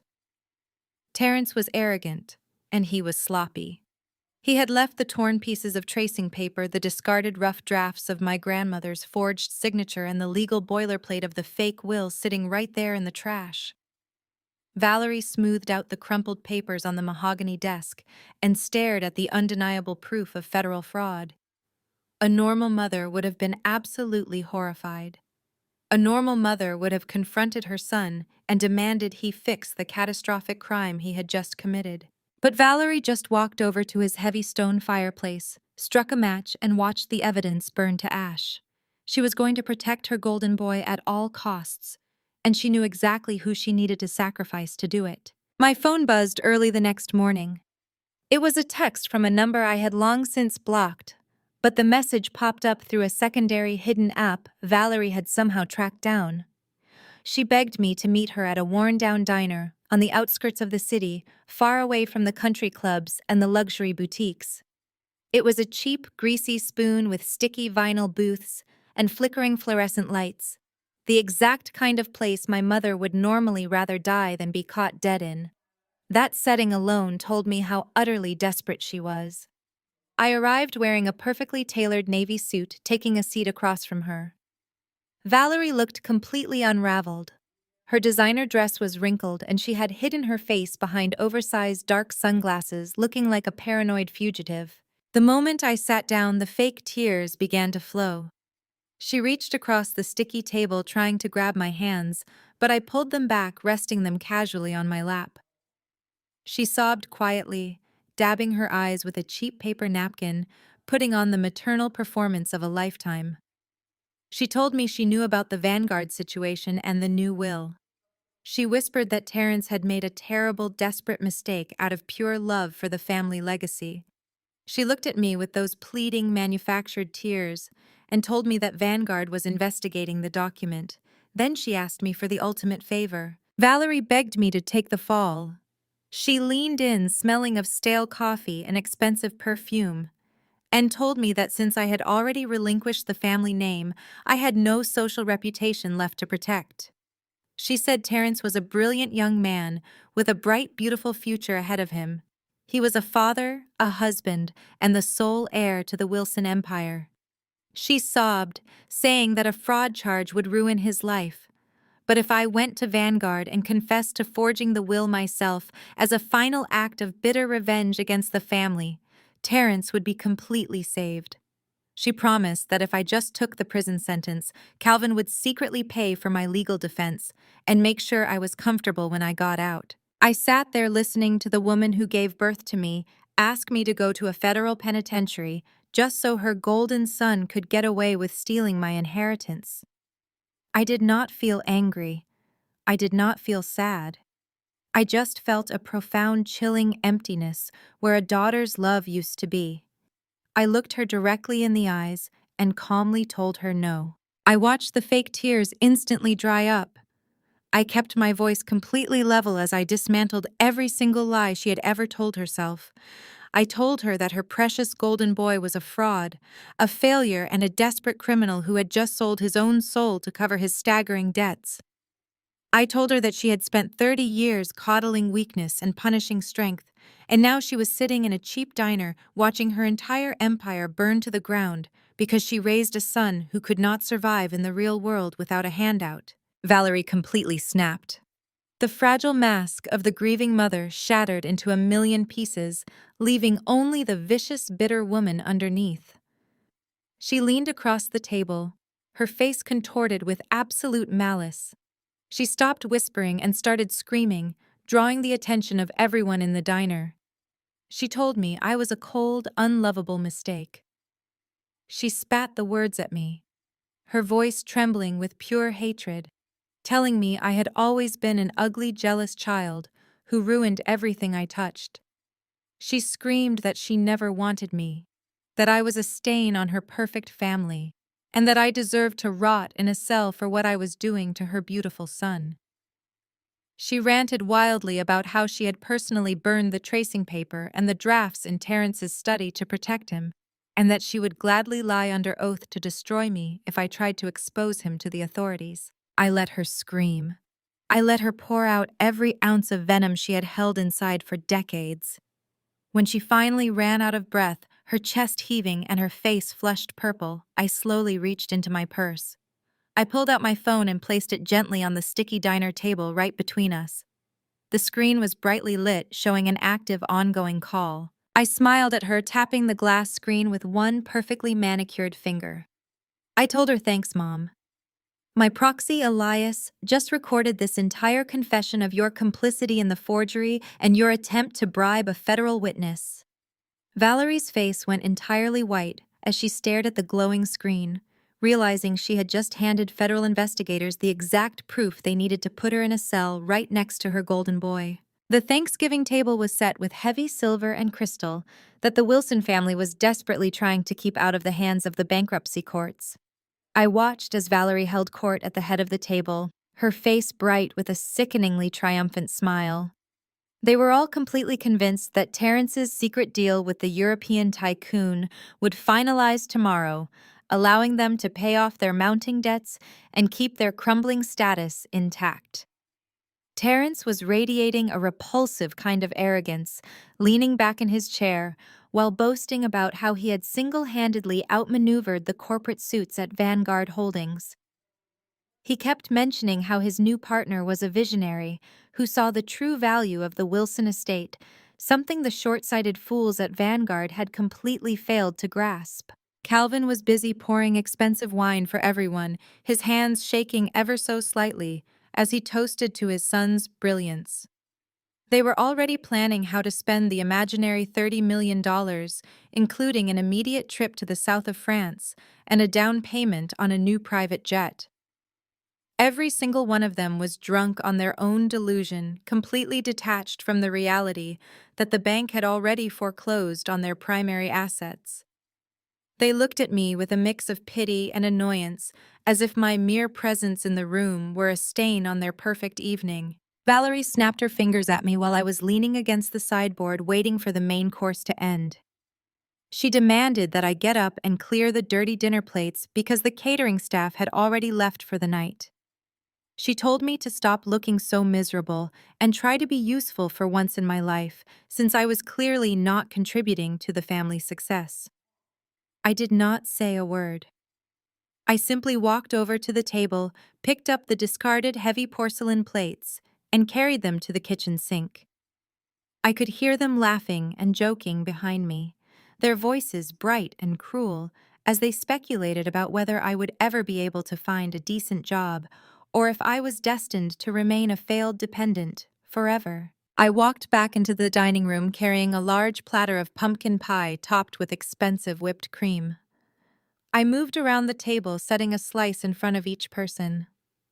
I served my father first, then my mother, then Terrence, who looked up at me with a smirk that was meant to be condescending, but just looked hollow. I even served Harper, who had been sitting quietly staring at her wine glass with a vacant look in her eyes ever since she had returned from my office. I did not speak, I did not react to their barbs about my life choices, and I did not acknowledge their pathetic attempts to make me feel small. I was the perfect servant playing the part they had assigned to me for my entire life. We were just reaching the point of the evening where Calvin was planning to bring out the vintage brandy when the heavy front door chime rang through the house. Nobody moved at first, assuming it was just a neighbor or a late-arriving guest. When the ringing persisted, I walked over to the foyer and opened the door. A uniformed courier in a sharp dark suit stood there holding a thick black envelope embossed with a deep crimson wax seal. He did not say a word, merely handing me the package and checking my name off his digital ledger before turning and walking back into the cold night. I walked back into the dining room feeling the weight of the envelope in my hand. The family fell silent as I set the package in the center of the table right in front of Terrence. He frowned, looking at the heavy wax seal, recognizing the emblem of Vanguard Holdings instantly. I told him he had an urgent invitation. Terrence tore open the envelope, his hands trembling as he pulled out the thick, textured card. His face went completely gray as he read the message out loud. It was a formal summons to the Vanguard annual gala held the following night. The text was chilling in its simplicity. All family members were required to attend for the final acquisition signature and the public settlement of the Wilson estate assets. It specified that attendance was mandatory and that failure to appear would be interpreted as a direct breach of contract, triggering an immediate police escort to the venue. The table erupted into chaos. Terrence scrambled to find his phone, shouting about his private investor and how this gala must be a mistake. Calvin stood up, knocking his wine glass over and watching the red liquid stain the white tablecloth like a fresh wound. Valerie started hyperventilating, gripping the edge of the table as if it were the only thing keeping her upright. They looked at me, then their eyes wide with confusion and terror. I just stood there watching them realize their entire plan had been an elaborate charade. Tomorrow night they would not be signing a deal with a foreign tycoon. They would be walking into a trap that I had spent months building brick by brick, and there was absolutely nowhere left for them to run. The sun had barely crested over the manicured lawns of the Buckhead estate when the illusion of safety was finally and violently shattered. The Thanksgiving table from the night before still sat in the dining room, covered in spilled wine and half-eaten pie, a perfect monument to their ruined celebration. I was standing in the kitchen holding a warm cup of coffee, watching the front driveway through the bay window. A massive matte black SUV crawled through the open security gates, moving with a predatory slowness. 4 men stepped out into the crisp morning air. They did not look like bankers. They did not wear corporate lanyards or carry briefcases. They wore heavy dark overcoats and moved with the blunt, heavy precision of men who were paid to break things. These were Terrence's shadow lenders, the Wall Street bottom feeders who had floated his fake billionaire lifestyle, and they had come to collect. They did not bother to ring the chime. The heavy oak front doors groaned and splintered as they kicked their way inside, ripping the deadbolt straight out of the doorframe. Valerie screamed from the top landing, her voice a piercing shriek of absolute terror as the men flooded into the grand foyer. Terrence stumbled out of his study, looking pale and sickly sweet, still wearing the wrinkled trousers from last night. The lead creditor did not waste a single breath on pleasantries. He crossed the marble floor in 3 massive strides, grabbed Terrence by the throat, and lifted him entirely off his feet. He slammed my golden brother backward into the custom drywall with so much force that a framed oil painting crashed down around them, shattering glass across the floor. Terrence choked and gagged his hands, desperately clawing at the thick forearm pressing directly into his windpipe. The creditor leaned in close and calmly explained that their patience had expired and that they were going to start taking pieces of Terrence if they did not get their money right now. Calvin scrambled down the grand staircase, practically tripping over his own feet in a blind panic. The proud Wilson patriarch, the man who loved to lecture me about power and control, was weeping like a terrified child. He begged the men to drop his son, waving his shaking hands in the air and promising them that the money was entirely safe. The creditor let go, and Terrence crumpled to the floor, gasping for air and crawling backward like a wounded animal. Calvin threw himself toward his private study, ripping the heavy Persian rug away from the center of the floor to reveal his hidden emergency safe. His fingers fumbled frantically with the combination dial. I watched from the shadows of the kitchen hallway as my father emptied the last remaining scraps of his hidden wealth. He pulled out thick banded stacks of emergency cash velvet boxes holding diamond watches and heavy gold bars he had been hiding from the bankruptcy auditors. He dumped the entire pathetic pile into the creditor's waiting hands. Calvin stood up, his chest heaving, trying desperately to pull his shattered dignity back together. He forced a wide manic smile and began to brag. He told the men that they were making a massive mistake by doubting the Wilson family. He boasted that tonight at the Vanguard Holdings annual gala, they were signing a final acquisition deal that would make them actual billionaires. He promised that by midnight, this tiny debt would be nothing more than a rounding error, and they would all be laughing about this misunderstanding. The lead creditor slowly counted the cash, examined the heavy gold, and looked at my father with eyes entirely devoid of emotion. He stuffed the valuables into a duffel bag and told Calvin that this garbage bought them exactly 24 hours. He stated that if the full $30 million balance was not wired into their offshore accounts by tomorrow morning, they would come back and burn the house down with everyone inside. The men turned and walked out, leaving the front doors hanging open to the cold morning wind. Valerie was collapsed on the stairs, sobbing hysterically into her hands, rocking back and forth in complete denial.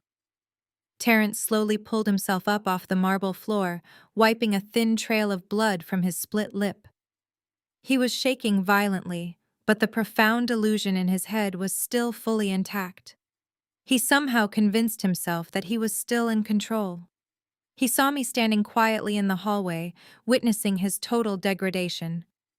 He straightened his torn collar, swallowed hard, and marched over to me, trying to project authority. He pulled a sleek leather checkbook from his jacket pocket, his hands trembling so badly he dropped his gold pen twice before he could write. He scribbled out a check, tore it from the booklet, and shoved it roughly against my chest. I looked down at the slip of paper. It was a measly $10,000. He was trying to bribe me with an account that was already locked and frozen by my own federal mandate. Terrence looked at me with his familiar, arrogant sneer, trying to hide his fear behind a mask of superiority. He told me that tonight was the most important night of his life. He commanded me to wear a nice dress, shut my mouth, and play the role of the quiet, obedient sister. He said the adults were handling a massive corporate merger, and that this pity check was my payment to smile and stay out of his way while he finalized his genius plan. I looked at the worthless piece of paper in my hand. It was the perfect symbol of everything my family had ever been. Entirely fake, completely empty, and desperately arrogant. I slowly folded the check perfectly in half, running my thumb along the crease before slipping it into the pocket of my slacks. I looked up at my brother, seeing the absolute terror hiding just beneath his skin. I let a soft, genuine smile spread across my face. I leaned in incredibly close so he could hear my voice perfectly over the sound of our mother crying.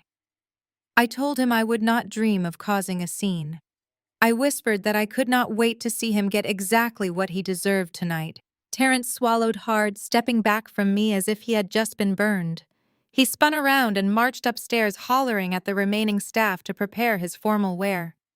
I simply walked out the front door, leaving them to their crumbling delusions. Upstairs in the master suite, Harper was not getting ready for the gala. Ever since our brief interaction in my office, a cold knot of dread had been growing in her stomach.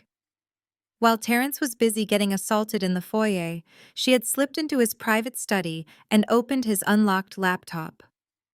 Harper was not a financial genius, but she had enough street smarts to know when a ship was taking on water. She opened the folder labeled with the European tycoon's name and started reading through the email chains and wire transfer promises. Something felt terribly wrong. The language was too vague. The routing numbers did not match standard international banking formats, and the supposed corporate headquarters of the billionaire investor traced back to an abandoned strip mall in Delaware. Her hands shook as she opened a separate tab and searched the registry of the offshore holding company Terrence had been bragging about all week. It did not exist. The $30 million savior was a phantom.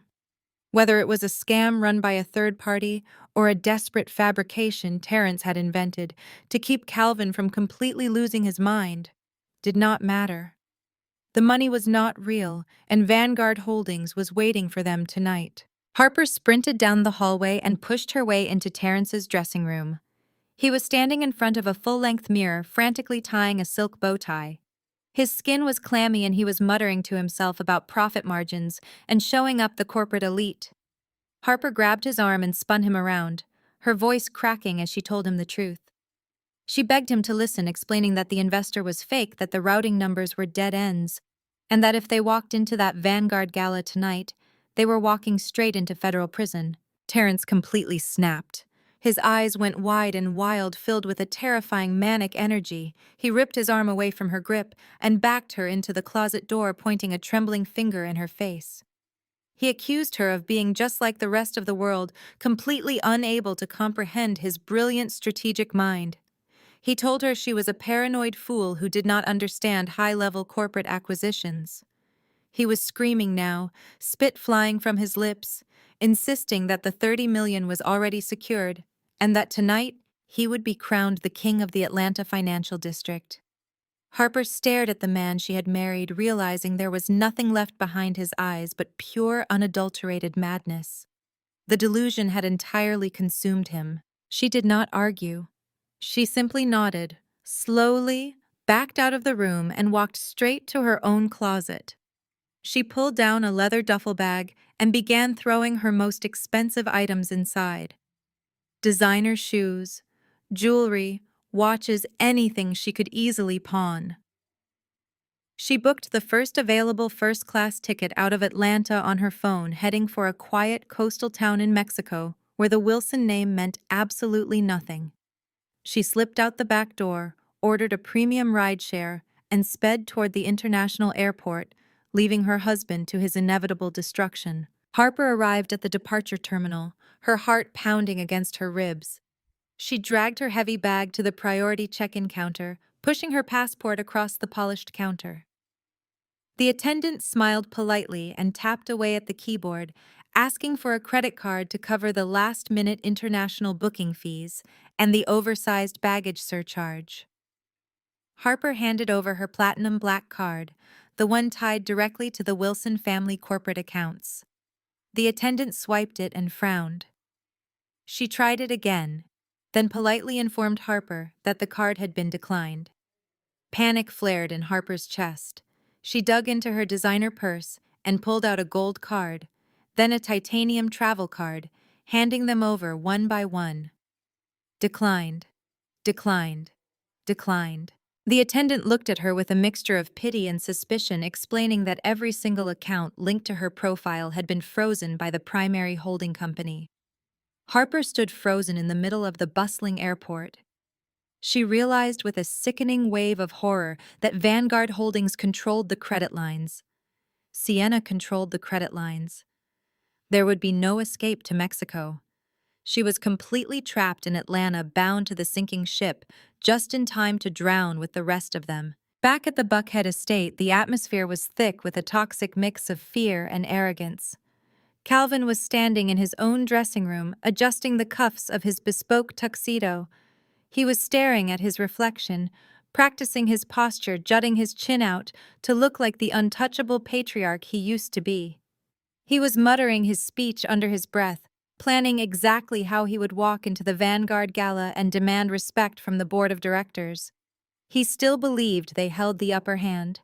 He still believed the Wilson name carried enough weight to force the banks to back down.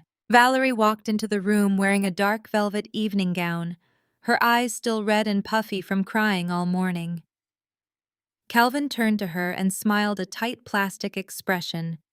He reached into his jacket pocket and pulled out a long velvet box. He flipped it open to reveal a massive diamond necklace that caught the light and threw rainbows across the room. Valerie gasped, her hands flying to her mouth as she asked how he could possibly afford such a thing after emptying the safe for the creditors. Calvin proudly declared that he had purchased it on credit just an hour ago using a favor from an old jeweler friend. He fastened the heavy stones around her neck, kissing her cheek, and promising her that by midnight tonight they would be actual billionaires, and this necklace would just be pocket change. Miles away on the top floor of a gleaming glass skyscraper, I stepped out of my master bathroom and let the silk robe slide off my shoulders. The time for hiding was over. The time for playing the modest, quiet disappointment of a daughter was permanently finished. I was not wearing a simple navy suit or a muted blouse tonight. My stylists had spent weeks preparing the garment that lay across my bed. I slipped into the custom Balmain gown. It was a breathtaking masterpiece of deep emerald green silk and heavy gold embroidery that clung to my frame like liquid metal. The dress easily cost $50,000, and it looked like absolute power. I fastened a pair of diamond drop earrings that sparkled with cold precision. I looked at my reflection in the floor-to-ceiling mirror. My posture was perfectly straight, my eyes sharp and unforgiving. I was no longer the forgotten Wilson mistake. The true chief executive officer of Vanguard Holdings was finally ready to step into the light, and I was going to burn their empire to the ground. The Vanguard Annual Gala was the absolute zenith of Atlanta society, an exclusive fortress of wealth where old money and ruthless corporate power collided under crystal chandeliers. The grand ballroom of the Buckhead Plaza had been transformed into a glittering sea of gold and black velvet. Strings of live classical music floated over the hushed conversations of politicians, tech billionaires, and real estate tycoons. Into this pristine environment, the Wilson family walked like returning royalty. Calvin marched through the grand double doors, with his chest puffed out, wearing his tailored tuxedo like a suit of armor projecting the false image of an untouchable patriarch. Valerie glided beside him, draped in her dark velvet gown, purposefully turning her neck so the stolen light of the room would catch the massive diamond necklace she wore, a necklace bought on the desperate credit of a crumbling empire. Terence was the worst of all.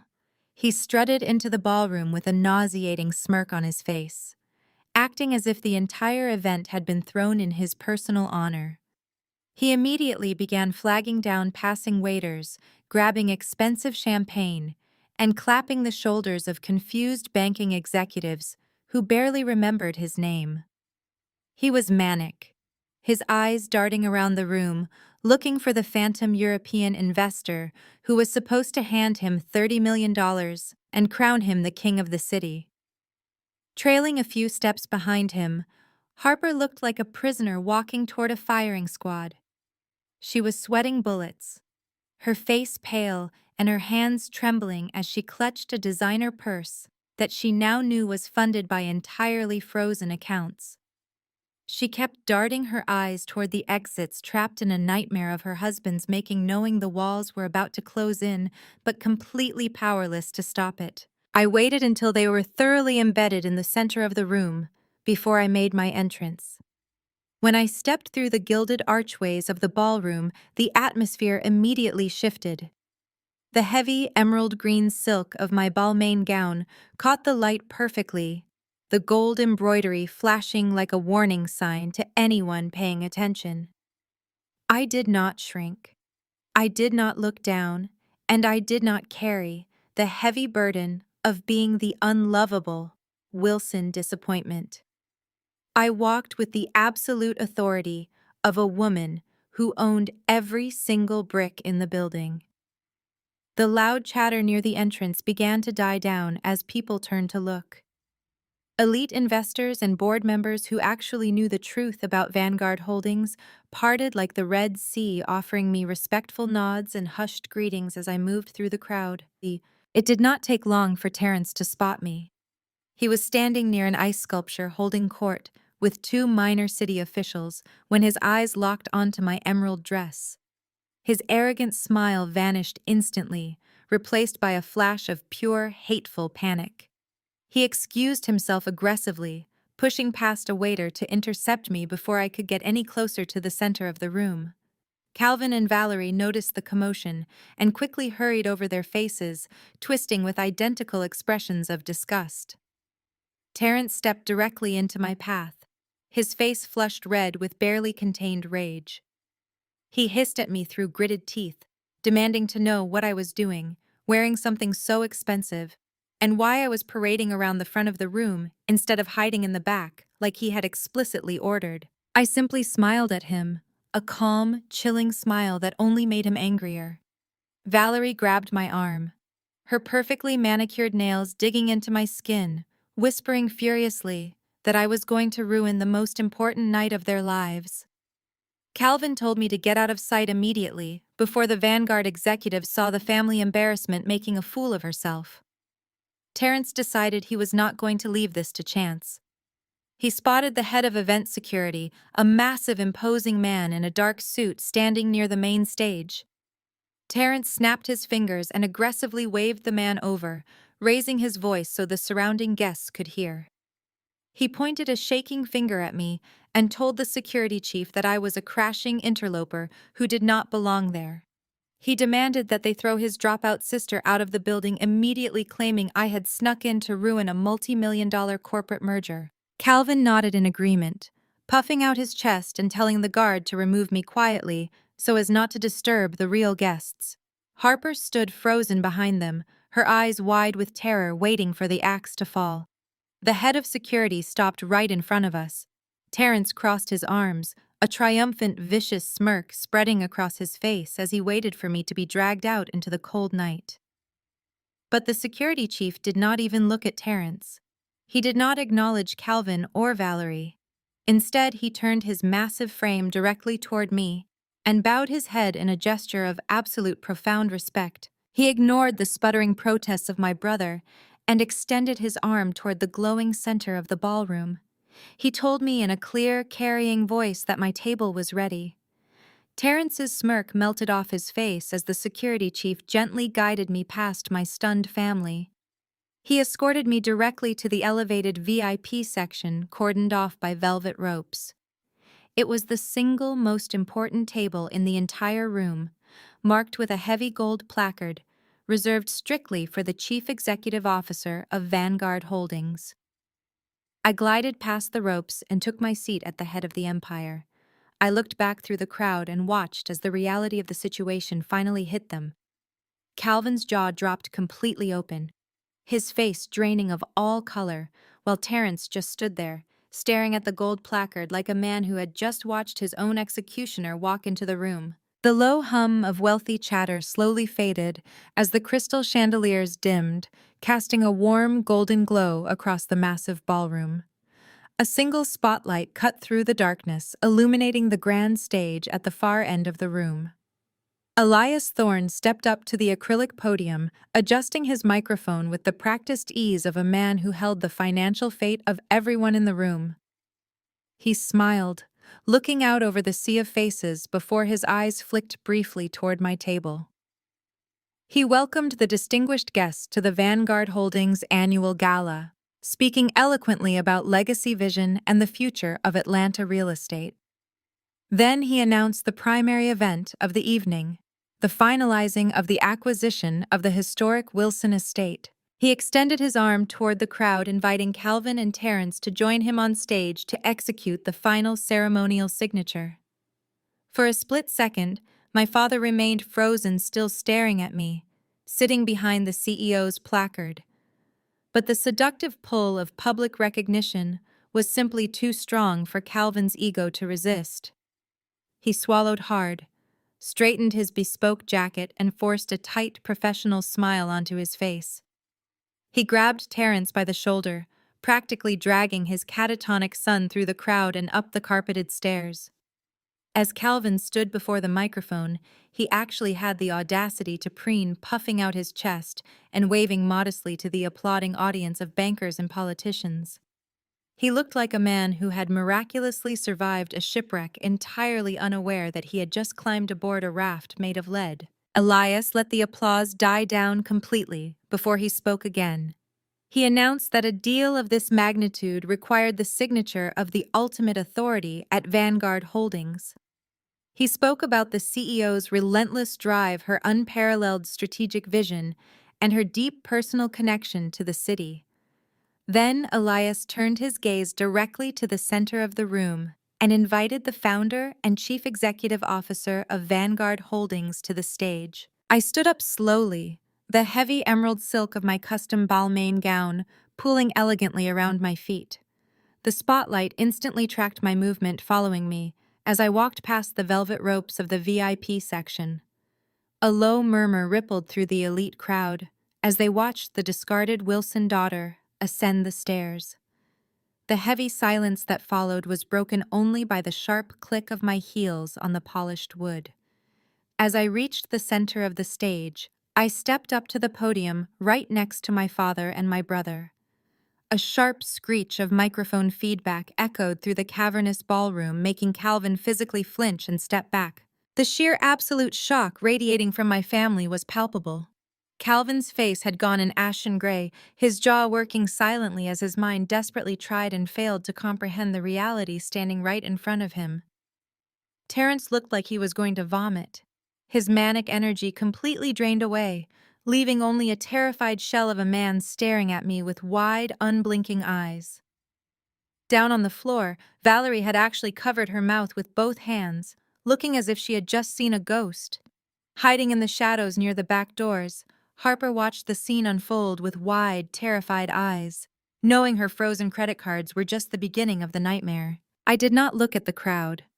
I looked directly into my father's eyes. I leaned into the microphone, my voice calm, steady, and carrying the lethal weight of a decades-long reckoning. I told them all that it was a historic night, but that there had been a slight misunderstanding regarding the nature of the transaction. I raised my hand and gestured toward the tech booth at the back of the room. The massive digital screens flanking the stage flickered and roared to life. The room gasped collectively as high-resolution scans of complex legal documents filled the glowing displays. They were not the forged papers Terrence had thrown into his wastebasket. They were the original heavily authenticated, unalterable documents establishing the Josephine Wilson Blind Trust. The highlighted sections were massive and undeniable, proving beyond any shadow of a legal doubt that my grandmother had transferred the entirety of the Wilson estate, the properties, the liquid assets, the ancestral home directly into a blind trust with only one named beneficiary. My name was printed in bold black ink across the towering screens illuminating the ballroom with the undeniable truth. I turned back to my father, watching the absolute destruction of his reality reflected in the terrified widening of his eyes. I kept my voice perfectly level, letting the cold truth echo through the dead-silent ballroom. I told him the estate was never yours to sell, Dad. You have been trying to sell my property to me. The collective gasp from the elite crowd sounded like a vacuum pulling the air out of the room. The faces of the bankers and real estate tycoons who had been shaking Terrence's hand just 20 minutes earlier morphed into expressions of outright horror and morbid fascination. Calvin gripped the edge of the podium, his knuckles turning white as he tried to remain upright. He sputtered, whispering frantically under his breath that this was impossible, that he was the patriarch, and that women in our family did not inherit the primary estate. He was grasping at the dead traditions he had used to oppress me my entire life, entirely blind to the fact that his archaic rules had just been legally incinerated in front of the entire city. Terrence finally snapped out of his paralysis. He lunged forward, his face contorted in a mask of panicked rage, screaming that the documents on the screen were fake. He yelled out to the crowd that Vanguard Holdings was running a scam, that I was a bitter, jealous dropout who had hacked their servers to ruin his billion-dollar deal. He was unraveling spectacularly, his carefully constructed tycoon persona melting away to reveal the desperate, fraudulent little boy underneath. He actually tried to reach past me to grab the microphone, but Elias stepped forward instantly, flanked by two massive security guards who placed their heavy hands firmly on Terrence's shoulders, pinning him in place. I stepped closer to my father, my emerald gown brushing against his tuxedo. I spoke quietly enough that only he and Terrence could hear the final devastating truth. I reminded Calvin of the day he kicked me out of the house, the day he told me I would never survive without his charity. I told him that I had taken his words to heart. I had built an empire in the shadows, mastering the very systems he used to control our family.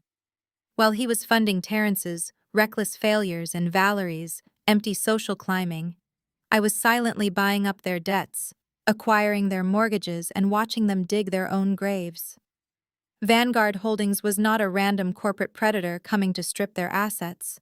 Vanguard was my armor, my weapon, and the ultimate instrument of my justice. Down in the front row, I could hear Valerie quietly sobbing, realizing that the diamond necklace she wore on credit was literally owned by the daughter she had deemed entirely unlovable. Calvin stared at me, his chest heaving as the last remaining pillars of his ego collapsed into dust. He was a ruined man standing on a stage meant for his triumph, forced to witness the coronation of the daughter he threw away. I turned my back on them, facing the silent, captivated audience of Atlanta's elite. I smiled warmly into the microphone, thanking everyone for attending this historic transfer of power and officially declaring the new era of Vanguard Holdings. The ballroom erupted into absolute chaos. The polite silence of the elite shattered into a cacophony of gasps, shouts, and furious whispers. Politicians scrambled away from the stage, trying to distance themselves from the radioactive fallout of the Wilson family. Investors who had just praised my father were now openly staring at him with a mixture of pity and utter contempt. The pristine image of the Wilson dynasty was peeling away in real time, revealing the rot underneath. Terrence let out a loud, manic laugh that scraped painfully against the microphone. He clapped his hands together slowly, as if he were applauding a cheap magic trick. He yelled out to the room that this was a spectacular prank. He claimed I was a disgruntled former employee trying to embarrass our father on his big night. He looked around with wild, desperate eyes, begging the billionaires in the front row to laugh along with him. His bow tie was crooked and sweat was pouring down his forehead. He insisted the documents on the screen were fabricated by a jealous sister who could not stand to see her brother succeed. He pointed a shaking finger at me and demanded that someone turn off the projectors immediately. I did not even blink. I did not raise my voice or show a single ounce of the anger that had fueled me for years. I simply raised my hand again, signaling the tech booth at the back of the room. The image on the massive screens shifted instantly. The trust documents disappeared, replaced by a side-by-side comparison that illuminated the stage in a harsh white light. On the left was the poorly doctored will. Terrence had tried to submit to the probate courts, complete with grandmother Josephine's clearly forged signature. On the right was a digital tracking log displaying the exact IP addresses, routing numbers, and offshore accounts Terrence had used to siphon the remaining liquid assets from the family business. Every single investor in the room was hanging on my every word, watching a masterclass in corporate execution. I broke down the exact timeline of his embezzlement, showing the dates and times he had transferred funds, while simultaneously begging our father for more money to cover his fabricated losses. I stepped closer to the microphone, my voice slicing through his hysterical laughter like a blade. I told him that pretending to be a tycoon was pathetic, but committing federal fraud was a choice. I explained to the silent, captivated room that by submitting a forged document to a federal trust, he had not just committed a felony. He had violated the core morality clause of his shadow agreements. I looked dead into his terrified eyes, watching the last remnants of his fake billionaire persona dissolve. I stated clearly that for submitting a forged document to a federal trust, you triggered the default clause on your bridge loan. Vanguard Holdings owned his debt, and the grace period had just officially expired. Terrence collapsed to his knees on the stage, his legs completely giving out beneath him as the reality of federal prison finally pierced his delusions. He covered his face with his hands, letting out a pathetic whimpering sound that was amplified across the ballroom. The golden boy of the Wilson family, the genius investor who was supposed to conquer Atlanta, was nothing more than a crying criminal crawling on the floor. I turned away from my weeping brother and looked at the man who had orchestrated this entire lifetime of misery. Calvin was clutching his chest, his breath coming in shallow, ragged gasps. He looked 10 years older, his artificial authority entirely stripped away, leaving only a hollow, broken old man. The bespoke tuxedo he wore suddenly looked like a costume that did not fit him anymore. He had spent his entire life building a fortress of arrogance, convinced that his gender and his last name made him invincible. Now that fortress was collapsing around him, brick by brick. He was staring at the screens, unable to look away from the undeniable proof of his son's failure and his own impending ruin. I stepped right up to him. I lowered my voice, but the microphone caught every devastating word, broadcasting his ruin to the entire city. I looked into the eyes of the man who had always called me a worthless disappointment. I told him, "Dad, you used your mansion and your private pension to guarantee Terrence's loans. You thought you were funding an empire, but you were just financing his fraud." I let the silence hang in the air for a fraction of a second, watching the realization hit him. He had mortgaged his entire legacy on a son who had lied to him about everything. I delivered the final blow with cold, absolute precision. I told him that as the chief executive officer of Vanguard Holdings, I am officially foreclosing on your home. You are entirely bankrupt. Down on the floor, Valerie let out a piercing shriek of pure agony. She ripped the diamond necklace from her throat as if the stones were suddenly burning her skin, letting it clatter to the polished marble floor. She collapsed against an empty table, sobbing uncontrollably, as the elite society women she had desperately tried to impress physically backed away from her. She looked around the room, searching for a single sympathetic face among the wives of the bankers and politicians she had spent years trying to court. They all turned their backs on her. She was a pariah standing in the ruins of her own vanity. The glittering life they had worshipped above their own daughter was dead, and I was the one who had finally pulled the plug. They had traded their flesh and blood for the illusion of power, and now they had absolutely nothing left. Calvin opened his mouth to speak, to beg or threaten or deny it all, but he never got the chance. The heavy oak doors at the back of the grand ballroom swung open with a resounding crack that echoed above the whispers of the crowd. A dozen men and women wearing dark suits and tactical windbreakers marched down the center aisle. The gold letters on their jackets spelled out FBI and Financial Crimes Division. The sharp sound of their heavy boots on the marble floor cut through the quiet ballroom like a ticking clock, marking the end of the Wilson dynasty. The lead agent, a tall man with a stern face, unclipped a pair of steel handcuffs from his belt as he approached the steps of the stage. Terence scrambled backward, trying to hide behind my father's legs, but there was nowhere left to run. They moved with a grim, terrifying purpose, ignoring the sea of wealthy guests as they headed straight for the stage. The final collection had arrived. The lead FBI agent did not hesitate as he reached the stage. He grabbed Terence by the shoulder and spun him around, forcing his arms behind his back. The sharp metallic click of the handcuffs echoing through the silent ballroom was the loudest sound in the world. The cold steel locked tightly over the cuffs of Terence's custom Tom Ford suit.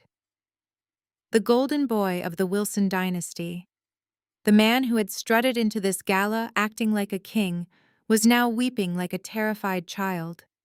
Tears and snot streamed down his face, ruining his perfectly groomed appearance. His knees buckled, and the agents had to physically hold him up by his armpits to keep him from collapsing onto the polished floor. He babbled uncontrollably, begging the agents to let him go, claiming it was all a big misunderstanding and crying out for his father to save him. The elite crowd of Atlanta society, the very people Terence had tried so desperately to impress, simply pulled out their phones. The flash of cameras illuminated his total degradation as the agents dragged him down the center aisle and out into the cold night air, hiding in the shadows near the service exit. Harper watched the entire scene unfold with a sickening sense of clarity.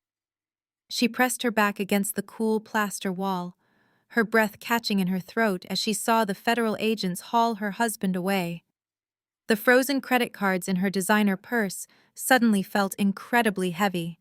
She knew the authorities would be coming for the bank accounts, the cars, the jewelry, and eventually for her. She looked down at her left hand, where a massive, flawless diamond engagement ring sat above a platinum wedding band.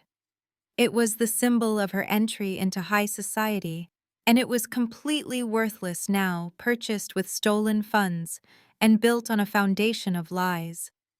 With trembling fingers, Harper slowly slid both rings off. She placed them quietly on a nearby cocktail table next to a half-empty glass of champagne. Without making a sound, she pushed through the heavy service doors and ran out into the dark alley, completely stripped of her wealthy identity and entirely ruined but desperate to escape the blast radius of the Wilson family collapse. Back on the stage, the reality of their destruction finally crushed whatever was left of my parents' pride.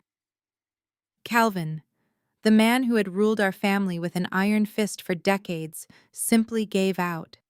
His legs folded beneath him, and he dropped heavily to his knees, right there on the hardwood stage. His bespoke tuxedo wrinkled and bunched as he stared blankly at the space where his son had just been standing. Valerie completely lost her mind. She threw herself forward, crawling across the floor toward me. Her expensive dark velvet evening gown collected dust as she grabbed at the hem of my emerald dress.